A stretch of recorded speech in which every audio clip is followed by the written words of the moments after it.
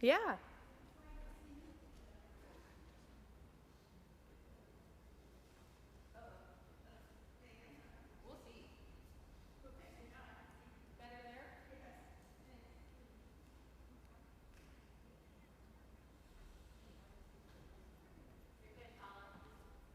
Good to go.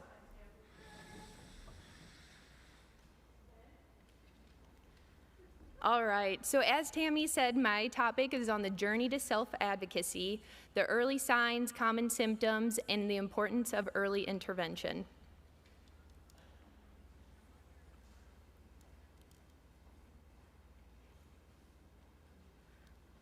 The objectives today are to identify the 4 common symptoms associated with Parkinson's disease, recognize the uncommon signs and symptoms experienced, and discuss the benefits of early intervention in the treatment and why a transdisciplinary approach can be helpful.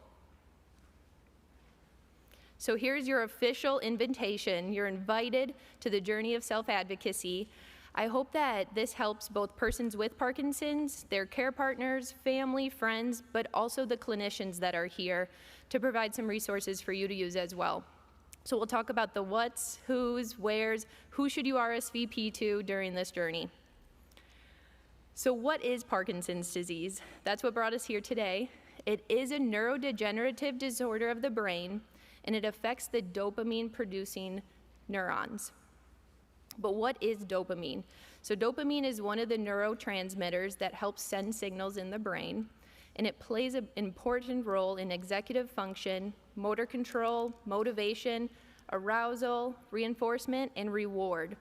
So when those neurons are impacted, we see a lot of different effects following. Where is dopamine found in the brain? The main place that we hear about with Parkinson's disease is in the substantia nigra, and that's a portion of the basal ganglia.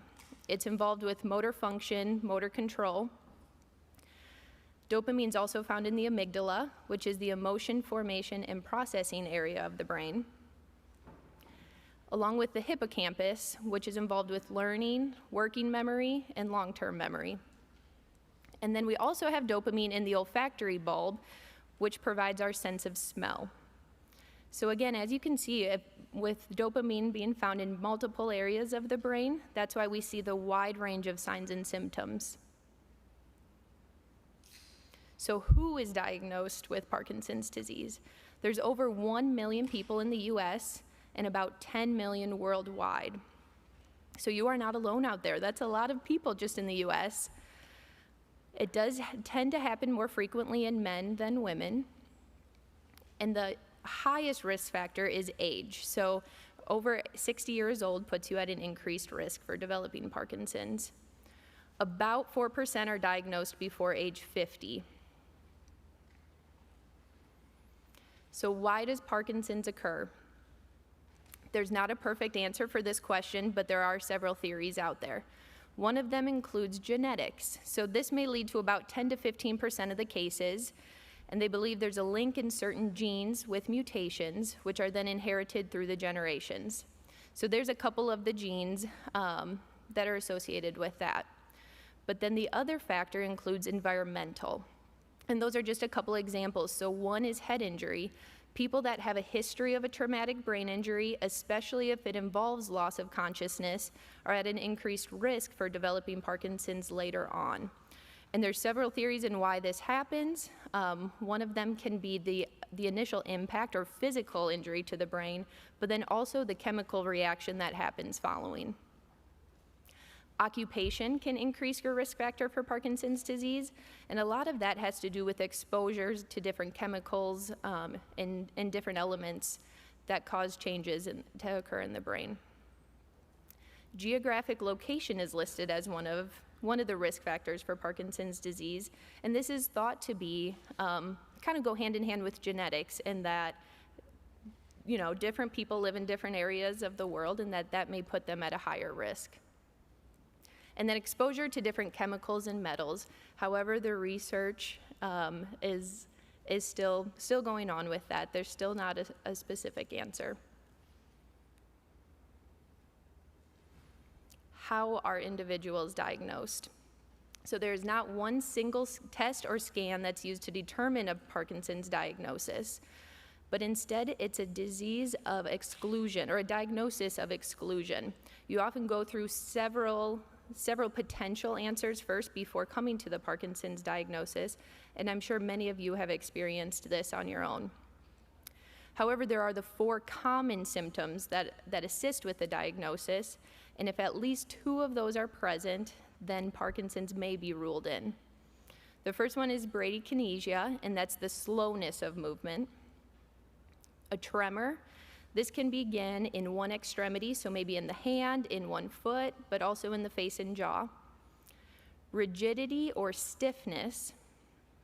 And then postural instability, which usually takes a little later and is found later in the disease process, but people start seeing trouble with balance, mobility, and walking.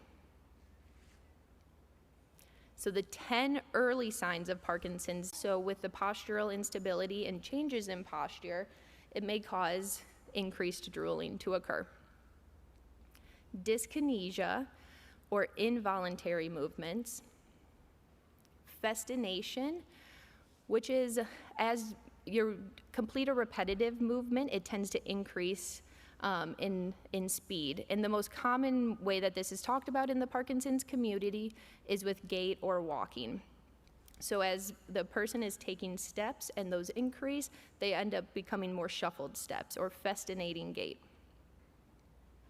Freezing, or essentially getting stuck. And this can happen in several positions, but feeling like you are unable to move when you want to. Again, the masked face as a motor symptom. Micrographia, or the small handwriting. The shuffling gait and the soft speech. So this is just the tip of that mountain there, includes a lot of the motor symptoms, and these are the symptoms that people can see. We then get into the non-motor symptoms, and there's a huge list of these as well. However, other people can't see these symptoms as much. So this includes cognitive changes. We'll talk a little bit more about that. Again, constipation, excessive sweating, fatigue, increase in dandruff, hallucinations and delusion, weight loss, a whole list of other problems that are there that others can't see and people have a hard time talking about. But the big thing to take away from the presentation today is to advocate for yourself. If you're noticing any of these changes in symptoms, making sure you let one of your healthcare team members know so that they can provide the options. So then we have the Parkinson's complex iceberg. So at the top are those motor symptoms, the things people can see, just like an iceberg sticking out at the top of the water. But then there's a lot more symptoms involved, or the invisible symptoms listed below. So what's one thing you can do with symptom management? The APTA does have a Symptom Tracker App that you can access online and then download on your phone. I actually downloaded it while I was doing this presentation, and it's very easy, user-friendly and easy to use, but allows you to keep track of your symptoms, and then you're able to bring those, kind of create reports and bring those up when you have your appointments with physicians or other healthcare team members. A common thing with symptoms is that you get to your appointment and it may be a good day for you. So the healthcare member might ask what's been going on, or what are your concerns, and you kind of forget in the moment how bad the hard days are. So this is a nice way to keep track of those. And then it gives your physician or healthcare team members better ideas of the resources to give you or options that they can provide. And if you aren't tech savvy, there's always good old-fashioned paper and pen, but it's important to track those symptoms so that you remember too.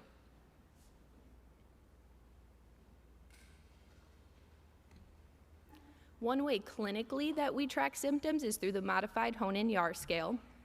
So this tracks Parkinson's disease from diagnosis to late stage. And this is a way that we can kind of keep track with how the disease is progressing. So it begins at stage 0 with no signs of the disease, and then gradually increases until stage 5, where the individual may be wheelchair bound or in bed unless aided or with help.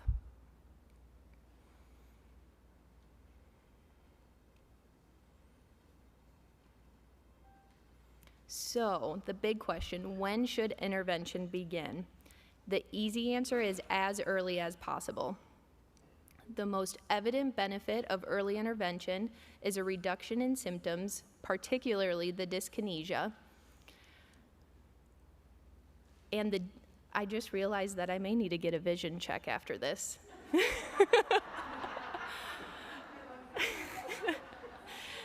But it can also help with the delay of medications like levodopa. Both the diminishment of symptoms and the potential for showing disease progression have large implications for improving patient quality of care. So a couple of the things that early intervention leads to. There we go. Now I might need to turn for a second on this one. Prolonged need for additional medications. So beginning intervention as soon as possible may delay the time it takes to need medications to help with symptoms. And that's a common concern for individuals. They don't want to be on a ton of medications. So if we can find alternates to that, that can be a huge quality of life booster. Another one is maintaining mobility and safety. So what interventions can we put in place to keep you moving as easily as possible and keep you as safe as possible? Addressing symptom management early on. So addressing those as soon as possible can prevent it from becoming a bigger barrier in your life. And that's why it's important to let your healthcare team know when you do notice new symptoms coming on. Reducing overall healthcare costs. So as we know, Parkinson's is a progressive disease, and so there can be a large financial component to it. But the earlier we can address the symptoms and prevent the increased cost, that can also lead to a better quality of life. And then improved treatment adherence. So the earlier you can begin intervention, the sooner you can begin incorporating those strategies into your daily life, and then it makes it easier to continue afterwards. So what kind of things are involved in early intervention? The first two listed on there you'll often find with resources with your physician, so medications, which was talked about a little bit this morning, and then surgical interventions, and just one example of that is the deep brain stimulation. There's also some lifestyle modifications you can put in place, such as nutrition and exercise. There's therapy intervention, wellness support groups, and participating in clinical trials if interested.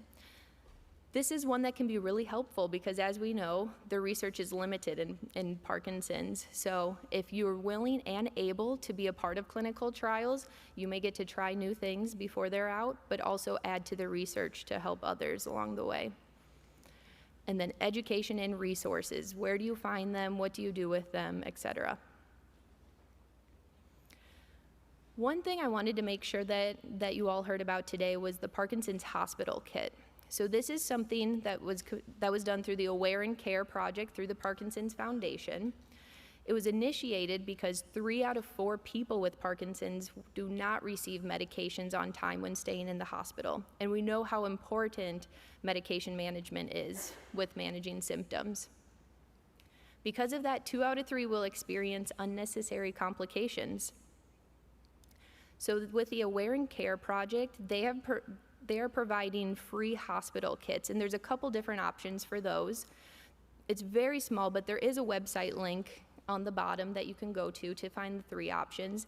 The first one is just to download some printable resources for both yourself and for your care team if you have a planned surgery or are planning to go to the hospital.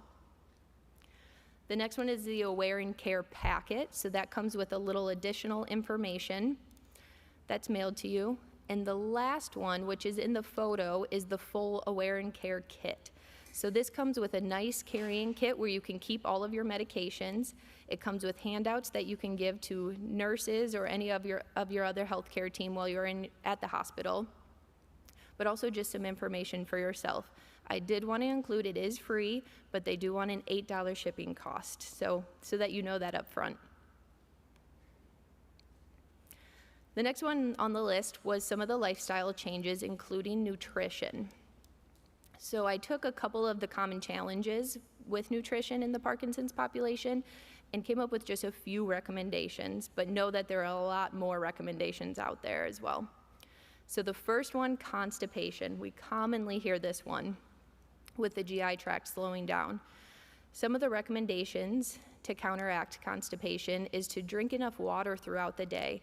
One recommendation is 6 glasses of water, but if you talk with either a dietitian, a therapist, your physician, they can give a more specific recommendation for you.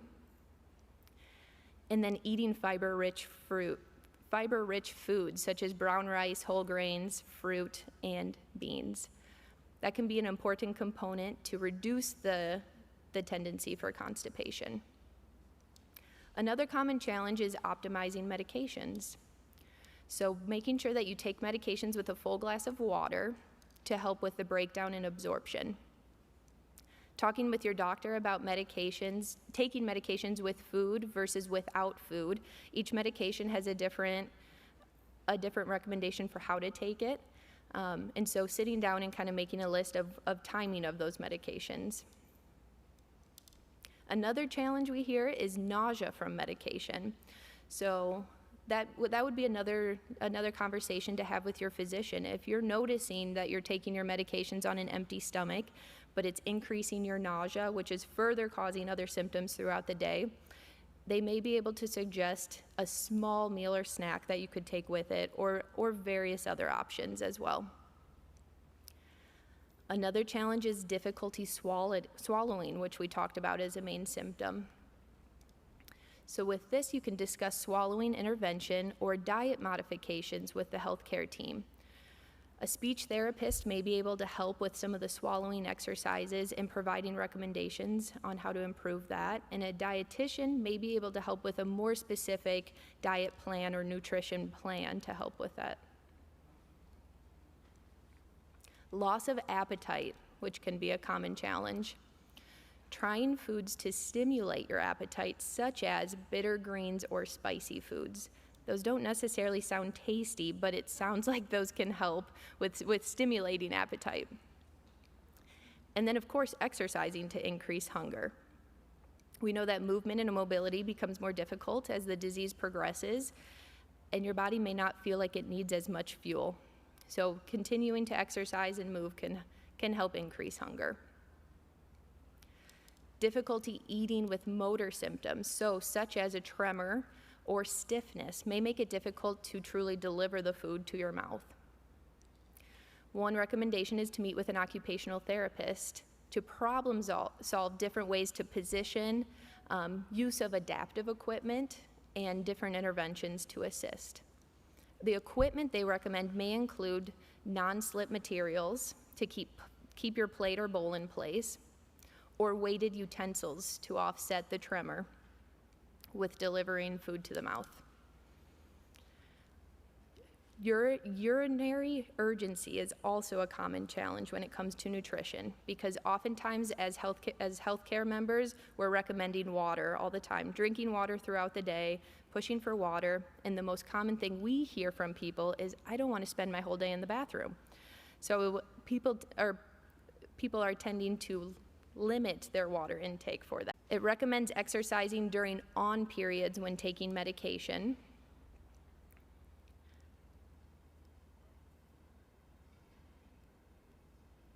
Perfect. And this is a nice picture of all of those exercise guidelines. I thought I might be able to read this off the slide, but that is not going to happen. So I'm going to summarize. But so it breaks it down into the four different kinds of exercise. The first one is aerobic exercise, so anything that gets your heart rate moving and pumping. They recommend at least 3 days a week for at least 30 minutes at a time. And this can include anything you enjoy to do, so it could be walking, it could be biking, swimming, cardio, some of the wellness classes, anything that you enjoy doing to get your heart rate increased. The next one is strength training. They recommend 2 to 3 days a week, and they really say non-consecutive days, so maybe every other day of the week, strength training, and making sure to hit all the major muscle groups of the body, with their recommendation is 10 to 15 reps per area. The next one is the balance and agility. So incorporating balance really as often as you can, if not daily. And then the last one is stretching, which we also know is important to combat the stiffness and rigidity. So again, stretching is recommended to do daily as well. Now that's a lot of information and can be really overwhelming. So the big recommendation at the bottom is to get an evaluation with a physical therapist so that they can provide a more specific program for you. There's also, on the side of that slide, there's a link to a video where a PT kind of breaks it down and talks through it if you feel like a video form of that information would be more helpful. So what does the research say about therapy and rehab recommendations? Exercise increases synaptic strength and influences neurotransmission, thus potentiating functional circuitry in PD. But what does that mean, right? So what that means is the more you exercise, increasing that repetition helps to strengthen the communication between your neurons. And we know your neurons travel to your muscles, so it helps strengthen that connection. What that also helps with is motor learning and repetition of movement with that. Rehab could induce short-lasting but clinical important benefits, particularly for gait and balance. And then the rehab program for PD should be goal-based, and the program should be tailored to the individual patient's characteristics. So really finding, there's not one program that fits every person with Parkinson's, it's really finding the program that works for you. And knowing that there's healthcare team out there that can help you with that, and you don't have to navigate that part of it alone. So one way to do that is through exercise and wellness programming. The chart up here breaks down some of the exercise groups to ones that are specific to Parkinson's diagnosis, and then ones that are non-specific. So the first one up there that's specific is for the LSVT Big and Loud program. If you stay around after my presentation, Gail and I will run through the LSVT exercises. For those of you that have been through the program, you can jump in and do the exercises with us. And for those of you that have never heard of LSVT, you also get to jump in and join in with us during those. But with LSVT, it's a research-backed, specific program for Parkinson's disease, and it's delivered in an intensive program. So 4 days a week for 4 weeks. And it's all about increasing that amplitude of movement and speech and balance, all of those things. A couple others are listed up there: Dance for Parkinson's, Delay the Disease, the PWR, Rock Steady Boxing, which many have heard of, and then some virtual classes such as Move It. There's also a list of the non-specific programs, and these are important to know too, because Parkinson's may be one piece of you, but it's not all of you. So making sure you get involved in those other programs and interests that you have is important as well.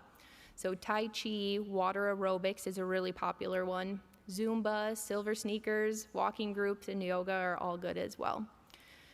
So searching for group classes in your local area can be really helpful. I did include a link on this. If you are able to access the slides online, then you have those links as well. But there will be a slide with a list of different resources, and you can find these located there too. Exercise groups are important for the connection piece of it as well. Not just the exercise, but with connecting with others that may be going through similar symptoms or situations that you are. So with talking about exercise, most often we think about physical exercise, but it is also important to address the cognitive exercise as well. And that's because about 40% of people diagnosed with Parkinson's will experience mild cognitive impairments. So this may include changes in memory, changes in speech function, and this can also impact quality of life.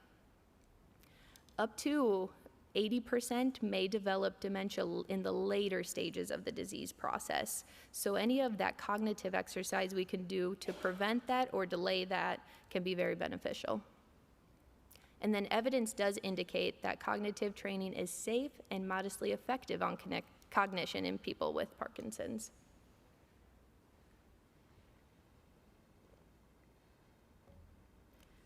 So what does cognitive exercise look like?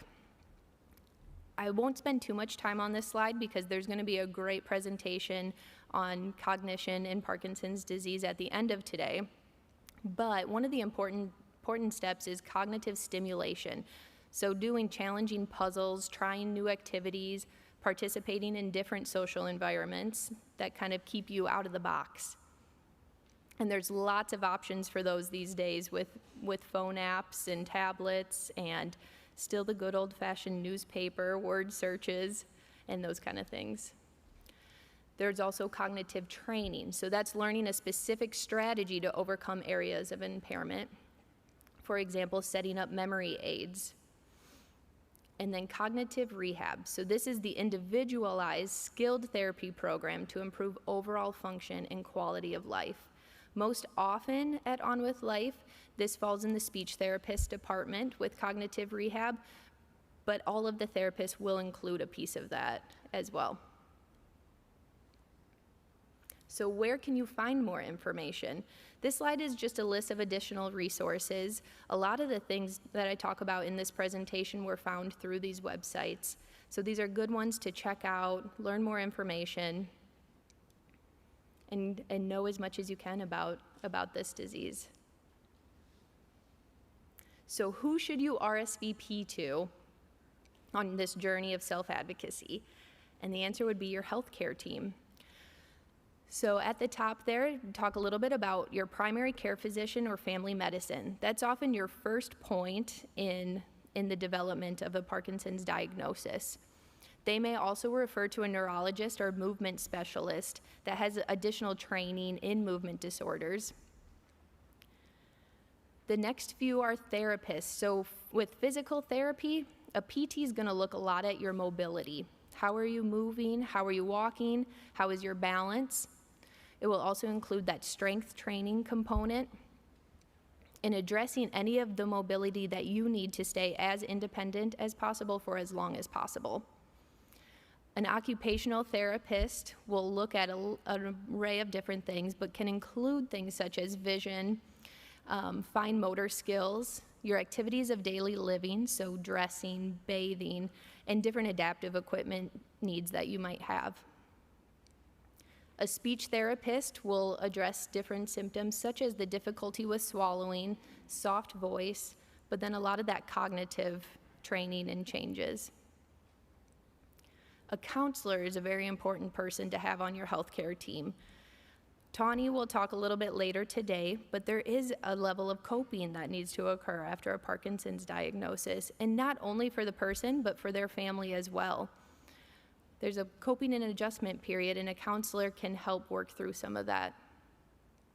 A neuropsychologist might be helpful on your team as well. They can do some really intensive evaluation of cognition and the changes, how the changes in your brain are impacting your life. This can then provide some recommendations to include. A social worker or case manager may be helpful as well. They can help navigate if you need changes in insurance, different insurance questions, big life changes. So maybe you need to move from your house, and how will that work? What are my financial options? And then the last few are some other optional healthcare team members, such as a chiropractor, massage therapist, acupuncturist. We've had several persons served that have found benefit from using these services as well, especially to help with the pain management, stiffness, and slowness of movement piece. So what is a transdisciplinary approach? A transdisciplinary approach is bringing all of those team members together so that they can work together collaboratively to best help you. The benefits of this is that it brings a team of experts that bring a variety of different expertise. It provides communication between team members for the highest quality of care. It addresses the wide range of symptoms we talked about associated with Parkinson's disease. And it helps to establish your healthcare team to assist you with changes over the course of the Parkinson's progression. So I want to talk a little bit about On With Life. Some of you know what On With Life is and what we do. This may be the first time you've heard of On With Life, so I just wanted to give some information on how we incorporate that into what we do. So at our On With Life locations, we do have all 3 of the therapists listed before: physical, occupational, speech therapy. We provide counseling and neuropsychology as well. What this does is it allows us to meet at least weekly, if not more, to discuss all of our cases and make sure that we're all on the same page and making sure that we are helping our person served reach the goals that they need to.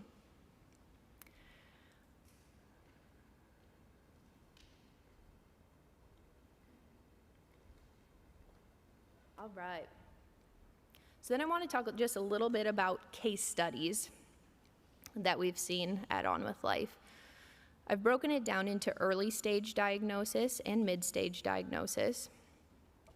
With the early stage, we had a person served that came in. He was recently diagnosed, and he just happened, for this case, he lived out of town. So we developed an individualized plan for him and what would work best for him and his goals. So what the therapy focused on was establishing an exercise program and providing several resources and educational information so that he could go and find those. We were able to also set him up with a support group and some exercise groups so that he could further with those as well. When he had gotten his diagnosis, it was kind of a rocky road for him. It initially started with the diagnosis of frozen shoulder, and we've heard this pretty commonly as well. Yes. With the rigidity and stiffness, oftentimes that can be a diagnosis that is given before looking further in. So he had just received his diagnosis, but hadn't been provided any of the resources. So he was really seeking those out. So with the early stage, that was what was most important to him, and that's what we did for his plan of care. We also have a case where we worked with somebody with mid-stage. So this person served was diagnosed over 10 years ago. He had been participating in different exercise groups, knew some about his diagnosis, but hadn't had quite that comprehensive or transdisciplinary approach yet. So when he came into the clinic, he was set up with PT, OT, and speech evaluations. Initially, we focused on developing the home exercise program, providing some resources, and doing the physical and cognitive training. Once he graduated from that, he took a break, took all of the skills that he learned, went and lived and used those skills. But then we set up a follow-up appointment with him. In this case, he happened to call us before that time frame and said, hey, I'm noticing some changes again, so I'd like to come back in and get an eval. And we've found this to be very beneficial in the Parkinson's community, is making sure we establish your team, but it's not just one episode of care and then we say, bye, good luck, have fun, go use what you learn. We want to check in and make sure that those things are still going well, but also address new things that have come up. So we were able to get this individual back in, and then therapy during this episode of care looked a little different. So we were looking at things such as, does he have new equipment needs that he needs at home? Or a lot of family and care partner training as well, so that they knew how they could best help him and keep him as independent as possible. So episodes of care is something we found to be very beneficial. I didn't put it on the slide here, but we do also see later stages of Parkinson's disease. Do you want to? And Gail, who you've seen earlier today, she's one of our PTs at the Ankeny Clinic, is going to talk just a little bit about, in general, what we see with later stages. I think so.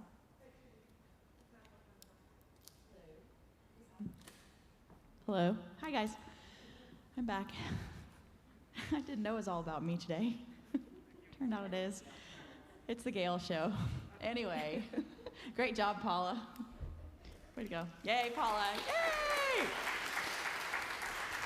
Yeah, so when we kind of think about those early stages, as Paula had mentioned, middle stages, as Paula had mentioned, our later stages tend to be more where we transition into information for the care partner. And how do we transition through these? And even when we look at Parkinson's in general, our philosophy is to look at it like a journey. This is it's like your book, your journey through Parkinson's. And what we want to do is be part of that. When one chapter closes, we open up that other chapter with you and help you navigate. And so when we look at our early stage individuals, that's one chapter. We go through that together. We send you on your way. You guys do. You come back. Then we need to open up another chapter with you. So when we get to the later stages, those tend to be things like, are we assisting you with transitioning into different kinds of equipment? Potentially wheelchairs, potentially lifts, but providing that education to care partners, families. How do we help assist you regarding that? Also helping you navigating, potentially palliative care, which is one of those things that people don't really know much about, but it's helping provide services within the home, making sure that you have a care navigator who allows to help assist you in navigating basically healthcare in general, because we know that that's incredibly confusing. Right? Very true. And even potentially transitions into hospice if that is required as well, but basically helping guide individuals, their care partners, their families through all of these stages. One of the things that Paula did mention was episodic care. We believe firmly in that, and in that basically if you come to us, we will have a baseline. You've come to any care provider, but hopefully to us, because we're cool. I mean, we're fun too, right? I think so. Anyway, so when you think about episodic care at 6 months, you come to us and we have a baseline. So we work on getting better. We get better. Things look great. We go on along our way. But now things maybe have changed and transition. But I actually have the discharge data from the last time in which you were there. So here's my objective scores. You come back and we look and compare, where are you?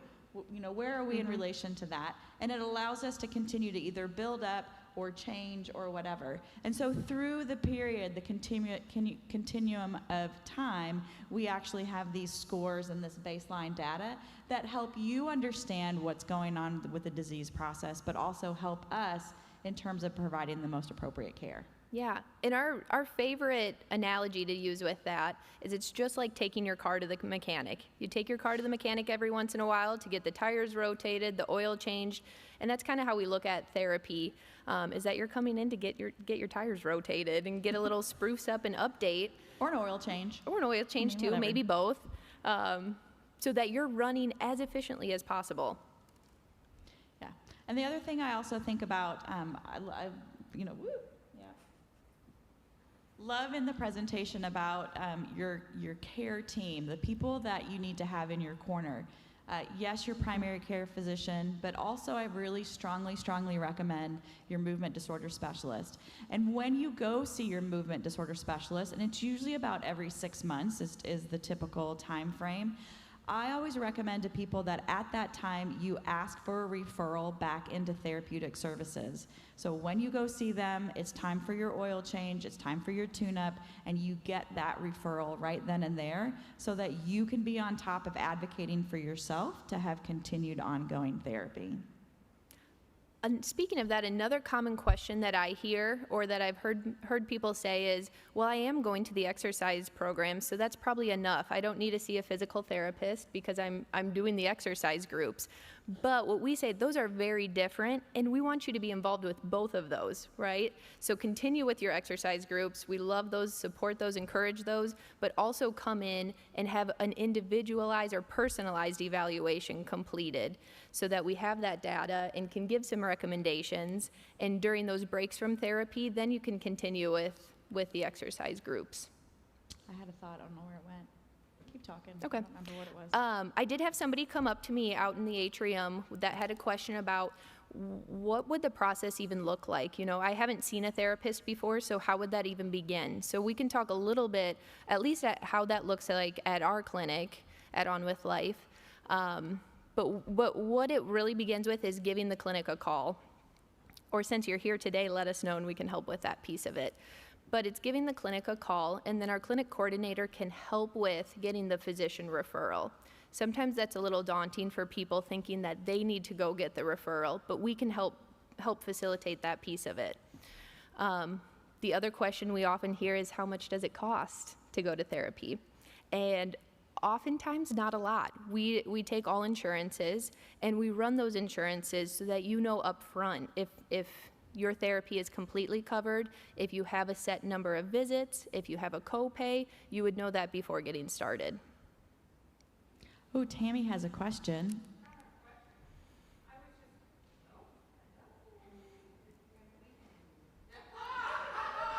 Tammy's been muted.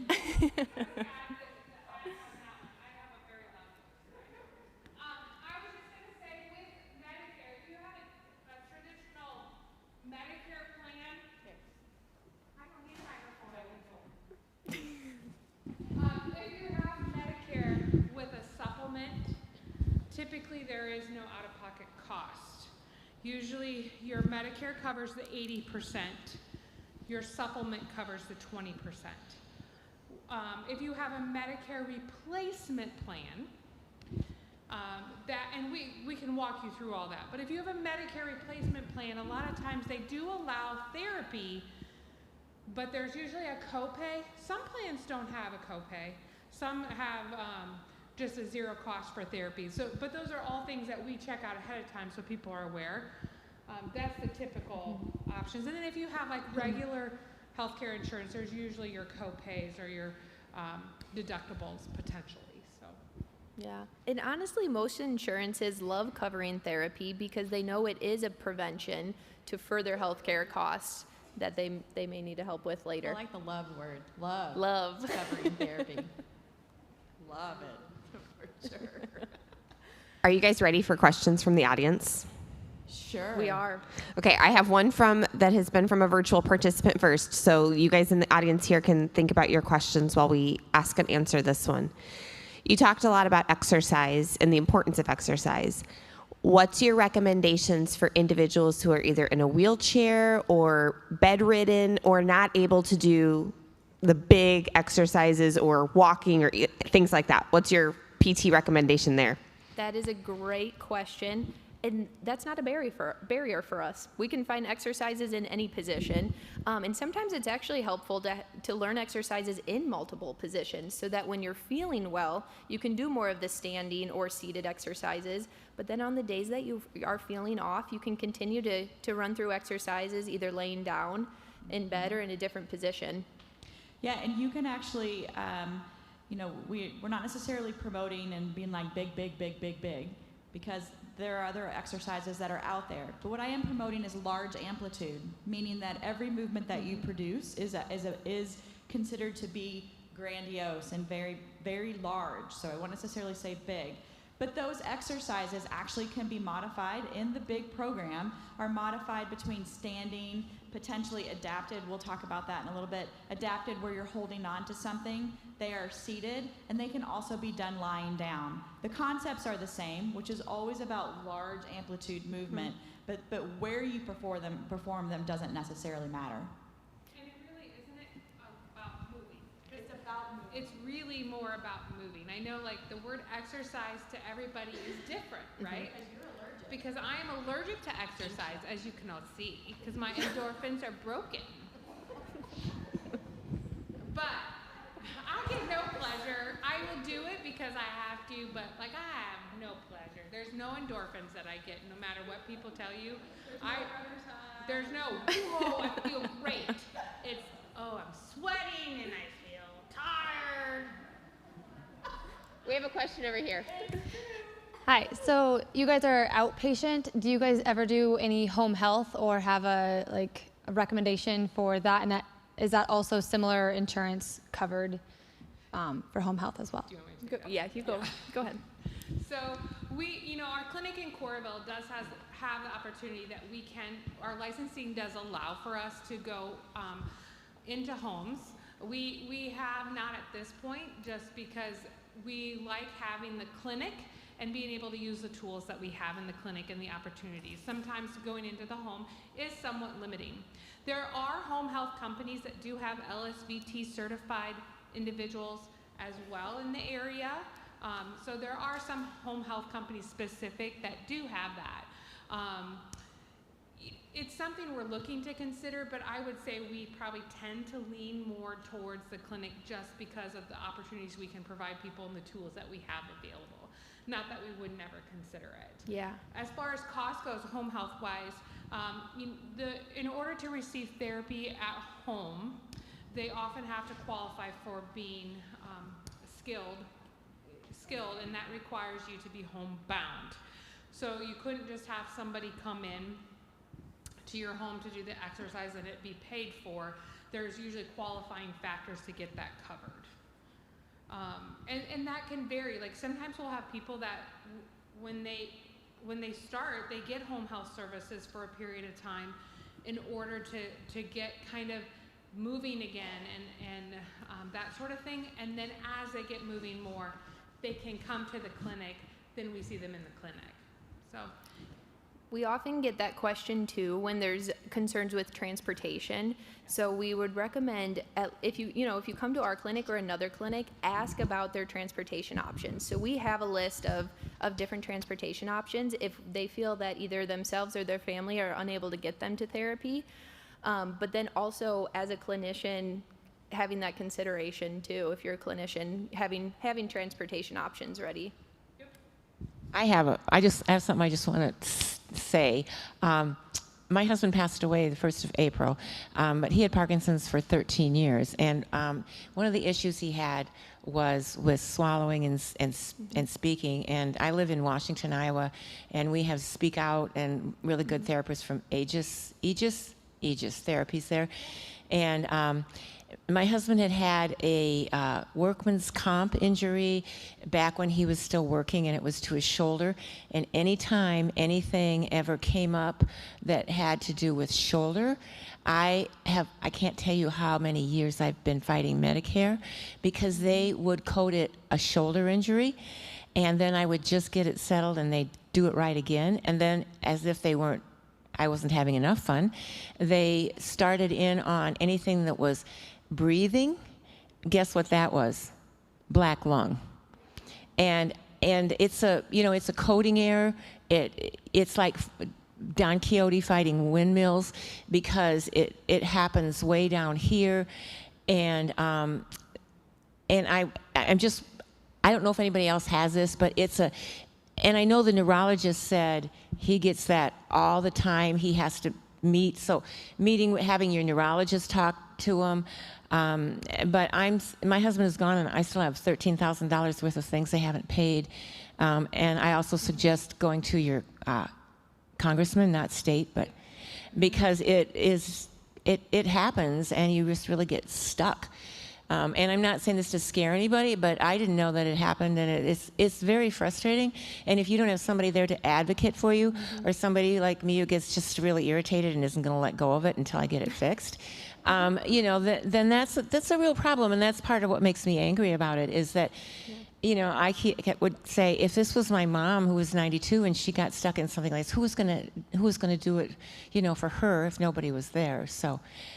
I was not aware that happened, but I'm very much aware now. No, that is such a great point for you to bring up. I'm thank you brought that up because actually I'm experiencing that same thing with my father right now. Stand closer to the mic, please. With Medicare. Stand closer. Oh. Come on over. That was loud enough. They must have muted you. It must have muted me. Thank you for bringing that up because I think that's a great point. This whole conversation that Paula really had been talking on is figuring out how to advocate for yourself and how important that is within getting your health care. And it's frustrating and it's hard. And we're experiencing that very similar thing with Medicare in terms of he had a work comp injury at one point.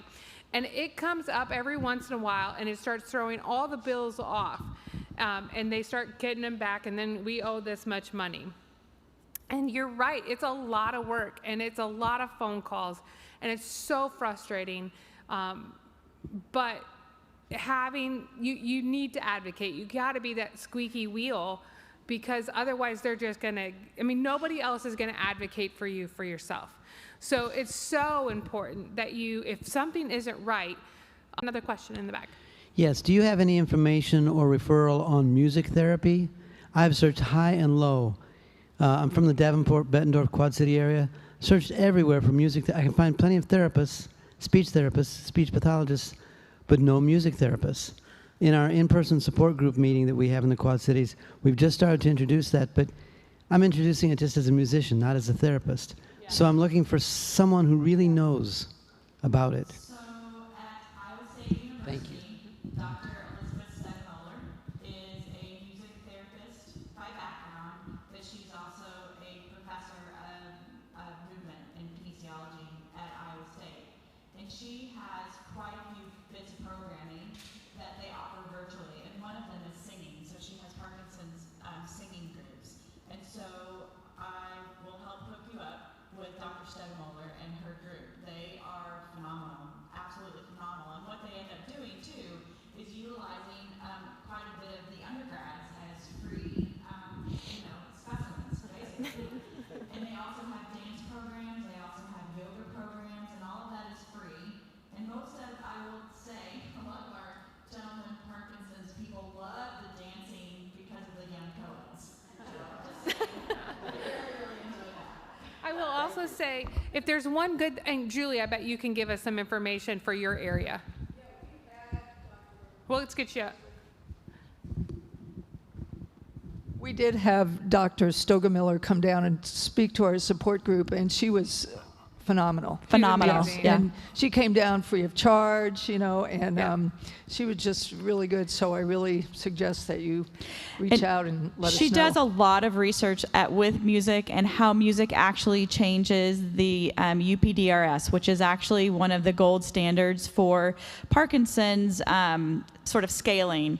And what she noted is that through music alone, they were able to change some of the scores of the UPDRS just because of the entire integration of music with movement, with your sensation, that everything that goes along with it. So it's really cool.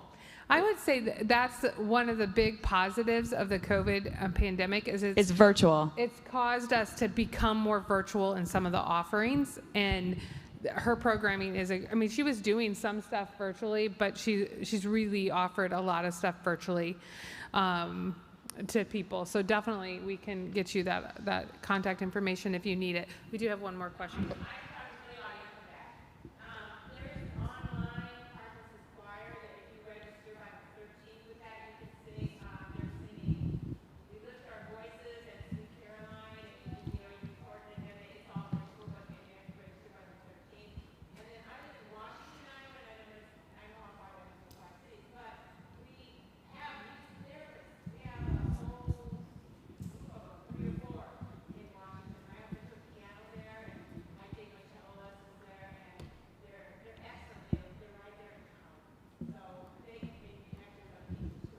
Thank you.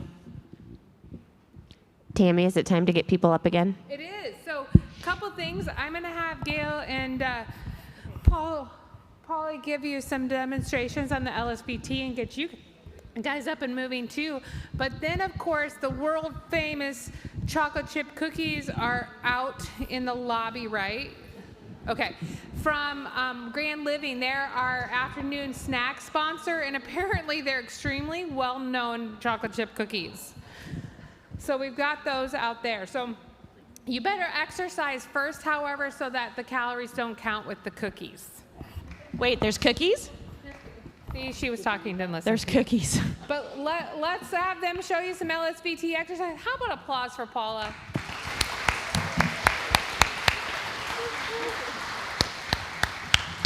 Was that a really loud, big applause? That was. I think Anyway, so. so we've talked about the LSVT exercises. Who has gone through big before? Raise your hand.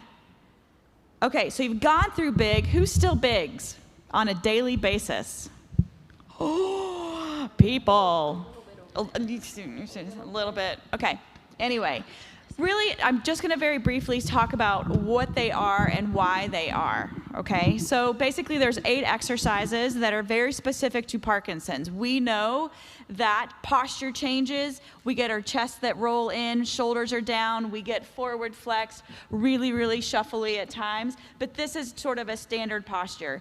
What happens with the LSVT exercises is the benefit of them is to basically untwist and stretch out everything that wants to come forward like that, right? And all of it is based off of these maximal stretches. One, to be able to sustain and hold. So can your muscles hold for a count of 10? So there's 2 exercises that are like that. There's an additional 6 exercises that all have to do with being able to move in and outside of your base of support. But why does that matter? Why does that count? Well, I will tell you that one of the exercises is a forward step and back. So what you're doing is you're actually shifting your weight forward and then you're able to take your weight back. Why does that matter? Why does that matter? I'm going to tell you why it matters. It matters because as you're walking along and potentially start to get fascinated and stuck, you have something that you know that you can do to throw yourself into a big step when you think big, and you can break out of this. And you can start walking normal again. I promise you that works. Do you guys ever do that? Yes? No? Yes. It does. There's another exercise where you're off to the side. It looks like a Warrior 2 yoga pose. It's very similar. If you begin to lose your balance, whoa, you know that you can step out of it and save your balance. Does that make sense? So they're very specific to that. If you've learned LSVT big through programs but don't understand the concept of why you're doing it, you're not going to sustain it. You're not going to hold on to it. Another one is a step backwards, which looks like this with the exercise. Guess what? How many of you guys, whoa? And if you know your reaction is to step back, you can cause yourself from not falling. Does that make sense? Want some shaking heads here. Okay? Another exercise has to do with being able to shift your weight like this. Hey, guess what? That's similar to walking. So even though this looks ridiculous, right? You make it look good. Who walks like this? I mean, I do. You're right. In the clinic all the time, I walk like that. But it's so that you're able to understand how to produce large amplitude walking and movement. And if you learn to be stupidly big like this, guess what? If you remember what I told you previously where we were ridiculously big because we're super low and small and little, you'll be walking normal. Even in your head, you're thinking, big, big, big, ridiculous, I feel stupid, what am I doing? You actually look so good because you look like you're walking normal. Feels ridiculous, but you're actually walking normal. Does that make sense? Okay. So, the reason that I'm so passionate about this is because it does work, but it's the concepts. It's understanding why. So Paula, you guys are all sitting. I want you to scoot to the edge of your chair. Paula's going to be our little test subject here, but scoot to the edge of the chair, but be careful because you are going to put your arms out wide. Be careful not to whack the person next to you, unless they are somebody that you want to whack, and you can whack away. Now, but I did not say that on live stream TV, right? Okay, so everybody's gonna sit like Paula. I'm sorry if you have a dress on right now, but you're gonna get nice and wide, okay? Everybody's hands are nice and big, similar to how we talked about it before. They are now on your lap. The first thing you're gonna do is you're gonna do a big stomp, stomp. Well, you did that, but maybe not yet, because we do it just a little bit different. Anyway, what you're going to do is a big stomp, stomp. And you're going to start that because with Parkinson's, sometimes it's so very difficult to initiate the movement. So we're going to rev up the system by giving it a big stomp, stomp. Okay, do you guys feel like that was good enough? Because I don't. I want it to be a bigger stomp, stomp. Thank you. All right. So the first thing you do, you went stomp, stomp. You're going to do a big out. Yeah! Now hold up, I got back up. Yep, this is looking pretty good. Now you guys, be careful, don't hurt yourselves, please. You're gonna go down to the floor big, right? Big down, okay? You're gonna come up, big up, look up at the ceiling. Your hands are big as you can get them. Yeah, yeah, yeah. And now big out to the side. Now, careful, like I said, about whacking your friends. It's fine. Okay, now, bigger than that, and almost think about, man, can I get my elbows to touch each other? You're not gonna be able to, but do you feel that stretch? Please tell me yes. Tell me louder. Yeah, okay, you're right. What we do in this exercise, as big as you can, you hold it for 10 seconds. You guys have been holding it for way more than that, but we'll bring it back down with a big slap on your legs. Bam, that's exercise number 1. That sounded pretty good. So we're gonna go stomp, stomp. Your hands are big. Ready? Stomp, stomp. Big out, big down, big up to the ceiling, and big out. Ready? 1, 2, 3, 4, 5, 6, 7, 8, 9, 10, and finish. Big finish. You two stop it over here. They're like trying to cut it out. All right, we'll do 2 more of that again. Are you ready? Are your hands big? Are you nice and wide? Yeah. Anyway, stomp, stomp. Ready? Stomp, stomp. Big out, big down, big up, big finish. Ready? 1, 2, 3, 4, 5, 6, 7, 8, 9, 10, big finish. Don't you guys feel a little woken up? Yeah. All right, let's do it again. We'll do 1 more of this one and we'll move into the next. You ready? Stomp, stomp, big out, big down, big up, big out, whatever. You got it. 1, 2, 3, 4, 5, 6, 7, 8, 9, 10, big finish. Okay, now, the next one. Thank goodness Paula's gonna do it, because sometimes I don't like this one. All of our people don't like it either. But basically, you know how we get rigid and really, really stiff and hard to twist, and because you're bent over sometimes, it's really hard to get totally straightened out. This exercise is meant to stretch you out. It's kind of icky, but that's okay. And you're gonna start with your feet nice and wide, your hands are nice and wide, and we'll start with a stomp, stomp, and Paula and I will show it. I'll show it in standing. We'll do this one. Okay? Ready? So we'll go stomp, stomp. We're gonna go big out, like now you're gonna backhand somebody, like big out, right? Okay? A big swoop like a bowling ball, like you're bowling. Swoop. And then you're gonna shove your leg out to the side, and oh baby, does that not feel awful? Yeah! And you're basically gonna try to stretch that leg out as much as you can. You're gonna flip your hand over like you have a tray of water, because if you drop that tray of water, guess what? Gone. And you're gonna hold it for a count of 10. You ready? 1, 2, 3, 4, 5, 6, 7, 8, 9, 10. You're gonna swing back around and give it a big finish. Yeah, baby. You ready? And again. Stomp, stomp, big out, big swoop. Now we do this in the clinic, we go big swoop. Okay. Hold it here, count of 10. 1, 2, 3, 4, 5, 6, 7, 8, 9, 10. Swing back around, big finish.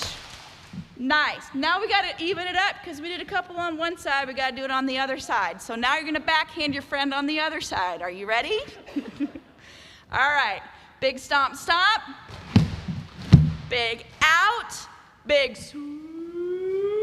Nobody want to say that with me? All right. Big tray of water. Do not let anything fall out of your hand. Let's go. 1, 2, 3, 4, 5, 6, 7, 8, 9, 10. Swing back around, big finish. Getting it? Okay. Stomp, stomp, big out, big swoop. Okay. 1, 2, 3, 4, 5, 6, 7, 8, 9, 10. swing back around, big finish. Oh, we got 1 minute. Can't we keep going? All right, fine. The cookies are calling.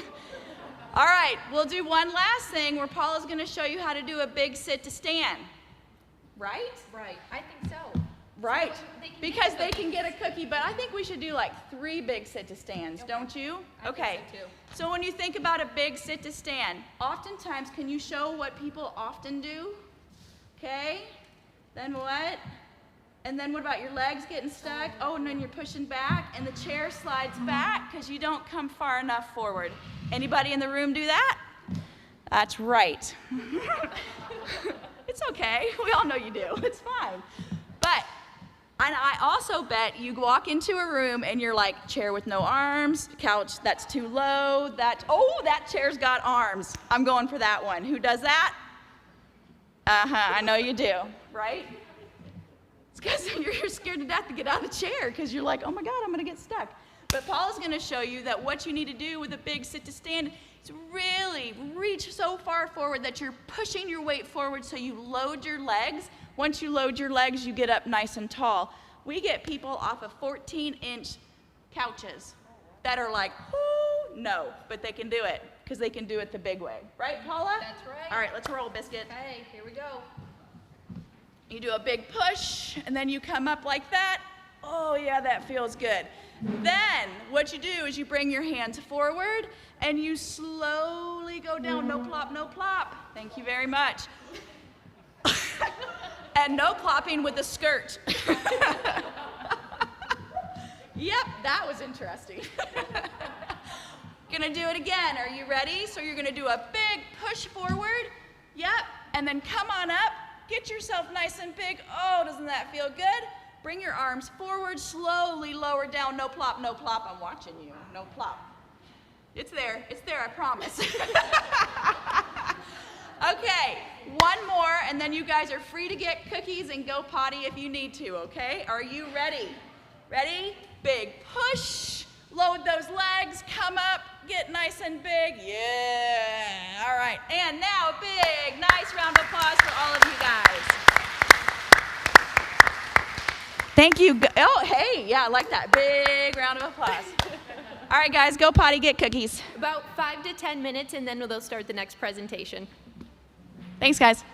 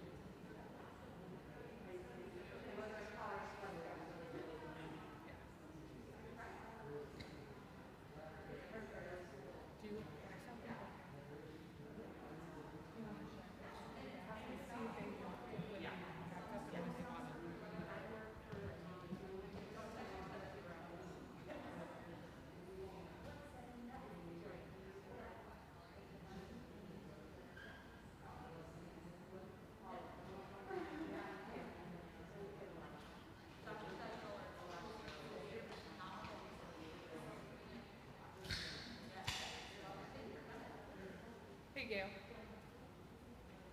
Which one should I give her? Should I give her, so there is her NonMotor lab, which is, does have a PT groups. I would do, yeah, I would copy that link. You know what I mean? Or I don't think so. I forgot this is one. I can tell them what to write down. But should I give them this one? because it's any of the easy group stuff, right? I mean, the Symptom Tracker, the research, together with the research, the basics, So I need to, yes, I would agree. I didn't know if I should give them her on the state page or if I should give them. so more information can be contact representative. That's what I would do. Is do that. I'm gonna send that to Corey.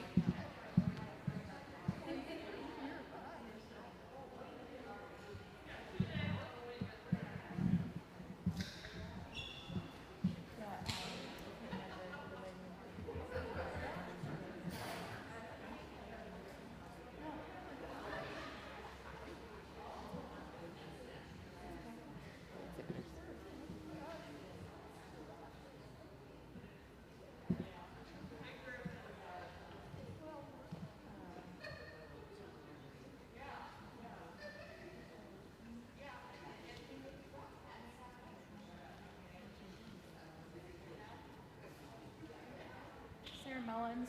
I heard something.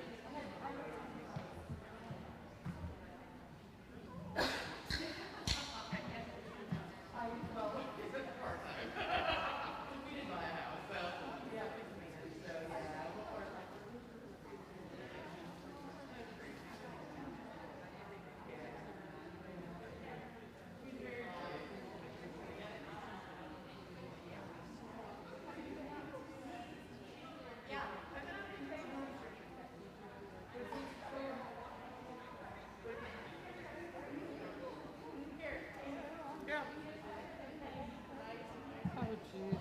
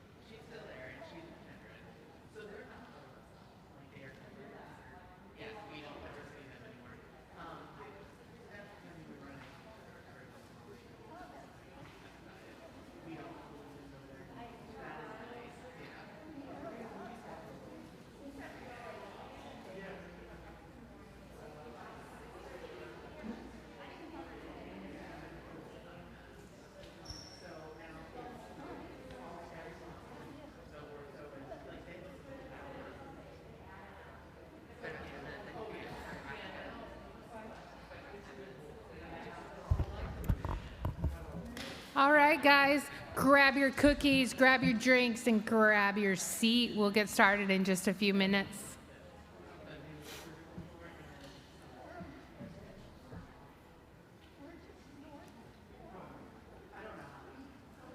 Tawny, do you want a lav or do you want a lav light or do you want this one light?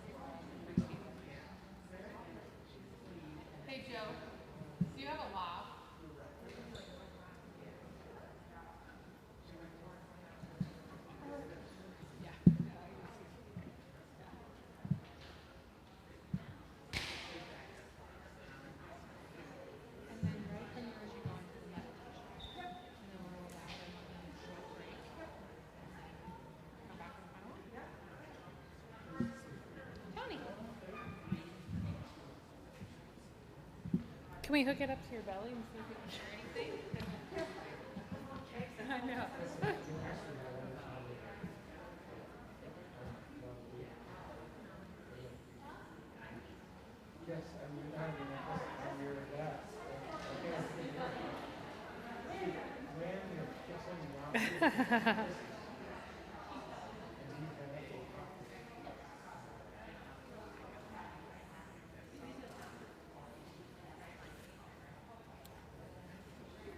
Okay, we got a 1 minute and then we're going to get started.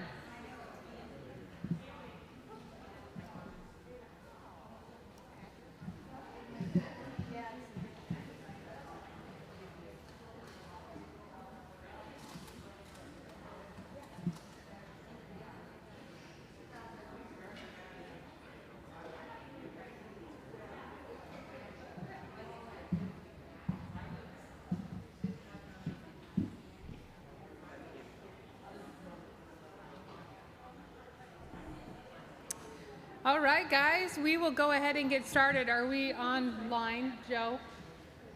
We are, okay. Oh my gosh, guys, don't egg her on. All right, guys, thank you for coming back after break and those fabulous cookies from Grand Living. A shout out to Grand Living for being our break sponsor. Yay. All right, so we are moving on to our next speaker. I do want to throw out quick, the bingo card drawing box is on the back table there. We'll gather them right before we draw, just so you know, as well. If you are interested in meeting with a therapist after the last presentation, we do still have some openings available, and you can see Laura. Laura's over by the door now, but she would be in the back area, or any of us in the orange shirt if you still want to try to meet with a therapist after to ask your questions. So I am going to introduce to you Tawny Chamberlain. Tawny is going to speak on the merry-go-round of adjustment, how the psychosocial adjustment model of disability and coping impact individuals with Parkinson's disease.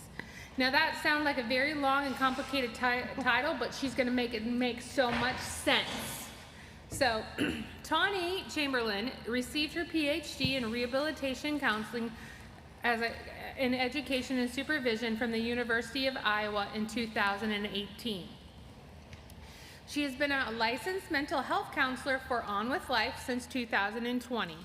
She primarily works with individuals who have neurological conditions, and her work and research focus on the adjustment and coping process to a variety of disabilities. I'd like to welcome Tawny Chamberlain. Great, thank you, Tammy. Can we all hear me? I'm using a little mic over here, not the big one. We're good on noise? Yeah, wonderful. All right, so like Tammy said, I know that title sounds really, really long and really, really daunting, but basically we're going to break it down today into talking about, I know since we have so many persons served here and individuals who have Parkinson's, how you cope and adjust with that. It's a big, big diagnosis and it's life-changing, right? And so there's a lot of research that shows, okay, what are things that help influence that? What are things that maybe don't help influence that? And there's a lot of kind of nuances to that we're going to be going over today. So before we get started, I want you to all be a little bit brave, all of those who are care partners or persons served or individuals who have Parkinson's. Think back to maybe when you received that diagnosis. What were some of those big emotions you were feeling? Fear, loss, shock, anger, denial. Yep, those are all on par, and that is, you guys are doing my presentation almost for me. We're going to get to some of those and talk about that. The reason why I ask that is to partially normalize, because all of those emotions are right kind of on cue and right on brand with kind of that adjustment cycle that we're going to go over today. But hitting on more of the objectives of today is really kind of explain that psychosocial adjustment of disability as it relates to Parkinson's disease. I'm going to stand over here. I like to look at my slides from the back. And identify some of the factors that influence that psychosocial adjustment, the quality of life in individuals with Parkinson's, and then also describe how different coping strategies and adjustments can change over time, and the impact that these have on both the mental and the physical kind of aspects of health in individuals with Parkinson's. All right, but before we kind of get there, why is this important? I feel like mental health kind of is at the bottom of the barrel with our overall well-being. And all of those in totality are going to impact that Parkinson's diagnosis. And it's going to impact and potentially worsen some of those physical symptoms that we might be experiencing. We also know that other factors outside of the physical and our functional impairment kind of influence that progression of Parkinson's. So that just also might mean everyday stressors, and or not everyday stressors, but big life stressors. If we have a big move, if we have a big loss in our life, that's also going to influence kind of that progression of Parkinson's disease as well. And then last but not least, understanding kind of the psychological effects of adjusting to Parkinson's can also kind of complicate our medication therapy as well, and throwing in antidepressants or anti-anxiety meds on top of our Parkinson's medications already can complicate and kind of interact with each other.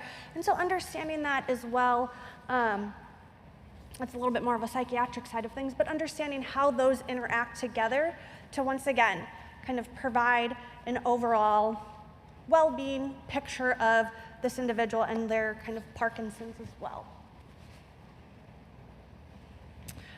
All right, so what is the psychosocial kind of model of disability, or how are we kind of viewing this? And I'm including this slide because I think, one, it's important to understand that a lot of our environment, a lot of the social implications will also influence our cognition, the way we think about a disability, the way we think about Parkinson's, the way we cope with that diagnosis, all stems from a larger societal picture, right? So the psychosocial model of disability basically claims that there is an interaction between our social environment and our psychological being, and that they impact how one copes and adjusts to that disability. And more so, this model focuses on functional impacts and barriers versus the diagnosis itself. So where are we at this stage in Parkinson's? How are we functioning? Not that diagnosis. How are social barriers, impairments, maybe making that function, that disability worse for us, is more of the focus.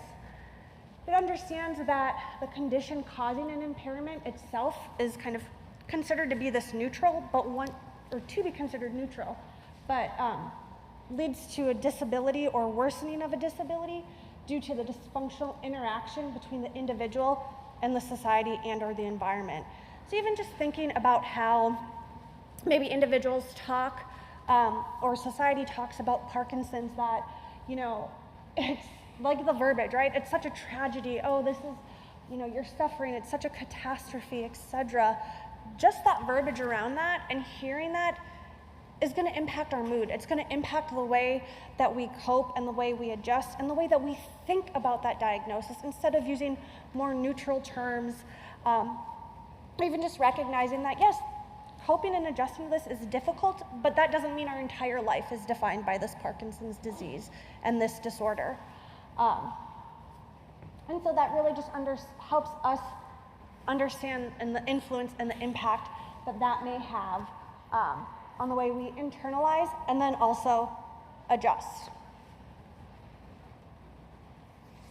All right, and so kind of overall, looking at the way kind of we do adjust, I'll kind of get more into that a little bit later, but this first bullet point really just kind of brings that back home. The way in which society and individuals in our environment define and describe a disability will also influence the way we adjust. And that's not only our broader society, but it's also the people within our close-knit families and within our communities and within our support network. So understanding, finding individuals, and that includes like our doctors, our professional team, finding individuals that really maybe understand Parkinson's and know Parkinson's, but also know and are compassionate in our understanding and don't view this as a catastrophe, as some of that more negativity.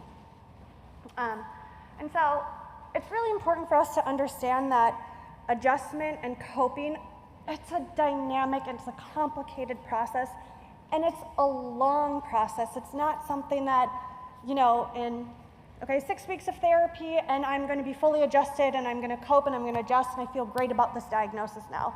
And especially with Parkinson's, that's not usually the way that works, right? Because if we think about the just inherently Parkinson's within itself, the fact that it is a degenerative disorder, right? There are certain factors that make adjusting to disabilities a little bit more complicated. And so if we think about the idea that Parkinson's is degenerative and chronic, it's kind of a double whammy. So that what that kind of means is that as we progress to the next stage, we have to readjust to that new normal, which means we might start to feel those initial emotions that we felt when we were first diagnosed. Maybe not quite that shock, but that fear, that scaredness, all of those things that kind of continue. Whereas if we look at other disabilities, such as like a congenital disability, that one you might be born with, that's already, you've had kind of your lifetime to kind of incorporate that into your identity. Whereas with Parkinson's, with each new progression, you kind of have to reintegrate that and make new sense of that into your own world and into your own narrative, right? And so it makes it that more complicated. And so it kind of also brings up that each time that there is a loss, so to speak, of function, kind of requires the person to start over, right? And we might start to feel those big feelings of grief again, or to feel as though that functional loss, and it doesn't even have to be a big loss. It can be actually really minute, but the fact that it impacts our identity to the point that we have to rewrite that narrative starts to become really tricky and really hard. And then also another aspect that kind of makes the adjustment to Parkinson's a little bit more difficult is the overall uncertainty of this diagnosis, right? There's a lot of unknowns that, kind of as Paula mentioned within her presentation, that this isn't very highly studied. There's not a robust knowledge of research, and especially with the longevity of Parkinson's. So that means we're constantly having to wonder, okay, what's next? What's coming next? Okay, with this new stage of where we're at with our diagnosis, what does that mean, right? And what is then the next stage? And that can create a lot of anxiety for both individuals with Parkinson's, but also their care partners as well, because we as human beings tend to like to plan and know what's next, right? And when that's uncertain and unknown, we get kind of scared, and that's understandable. All right, and so I'm just going to briefly kind of go over this theory of adjustment, and we kind of hit on this when I was asking those initial questions. But as mentioned earlier, the adjustment process is a continual process that can come and go, especially among individuals with PD. But however, research kind of shows that there are some umbrella terms, umbrella emotions that a lot of individuals tend to experience throughout the process. And these are kind of initially, we tend to see that one might experience shock, that kind of like, oh my gosh, like this is happening. You might feel a little bit disorganized or overwhelmed or confused. Like that's kind of initially right off the bat. Another one is denial. So this could also potentially be denial of the permanency of the disease or the disorder. And I kind of want to make it known, I made a graphic on the next slide, but we don't have to experience these in any particular order, right? So we might experience a lot of these at once and then kind of adjust to that, and then, oh, I'm having a bad day or a bad few weeks, and some of these emotions might pop up again. They're can be very sporadic.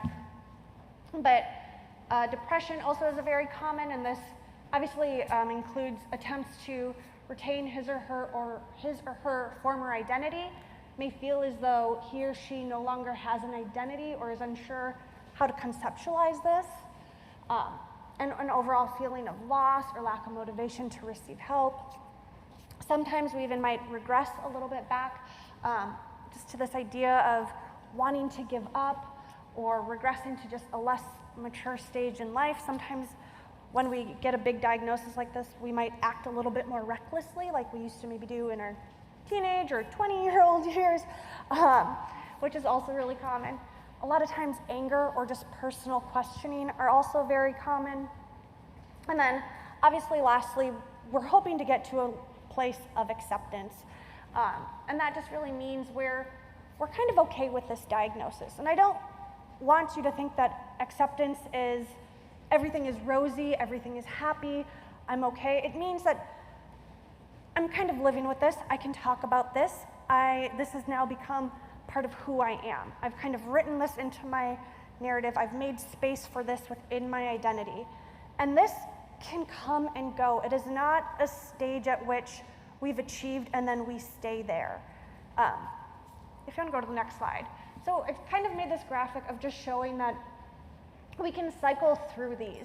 And it's not this specific order that at one point we can be at a level of acceptance with our diagnosis, but then let's say we enter that next progression, that next phase.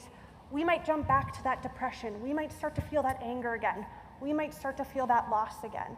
And all of that, that's what makes kind of studying this adjustment process really kind of tricky and really kind of sticky because of, once again, these things that are inherent with Parkinson's disorder, we have this fluctuation of adjustment and of these big emotions and how we cope and manage with those.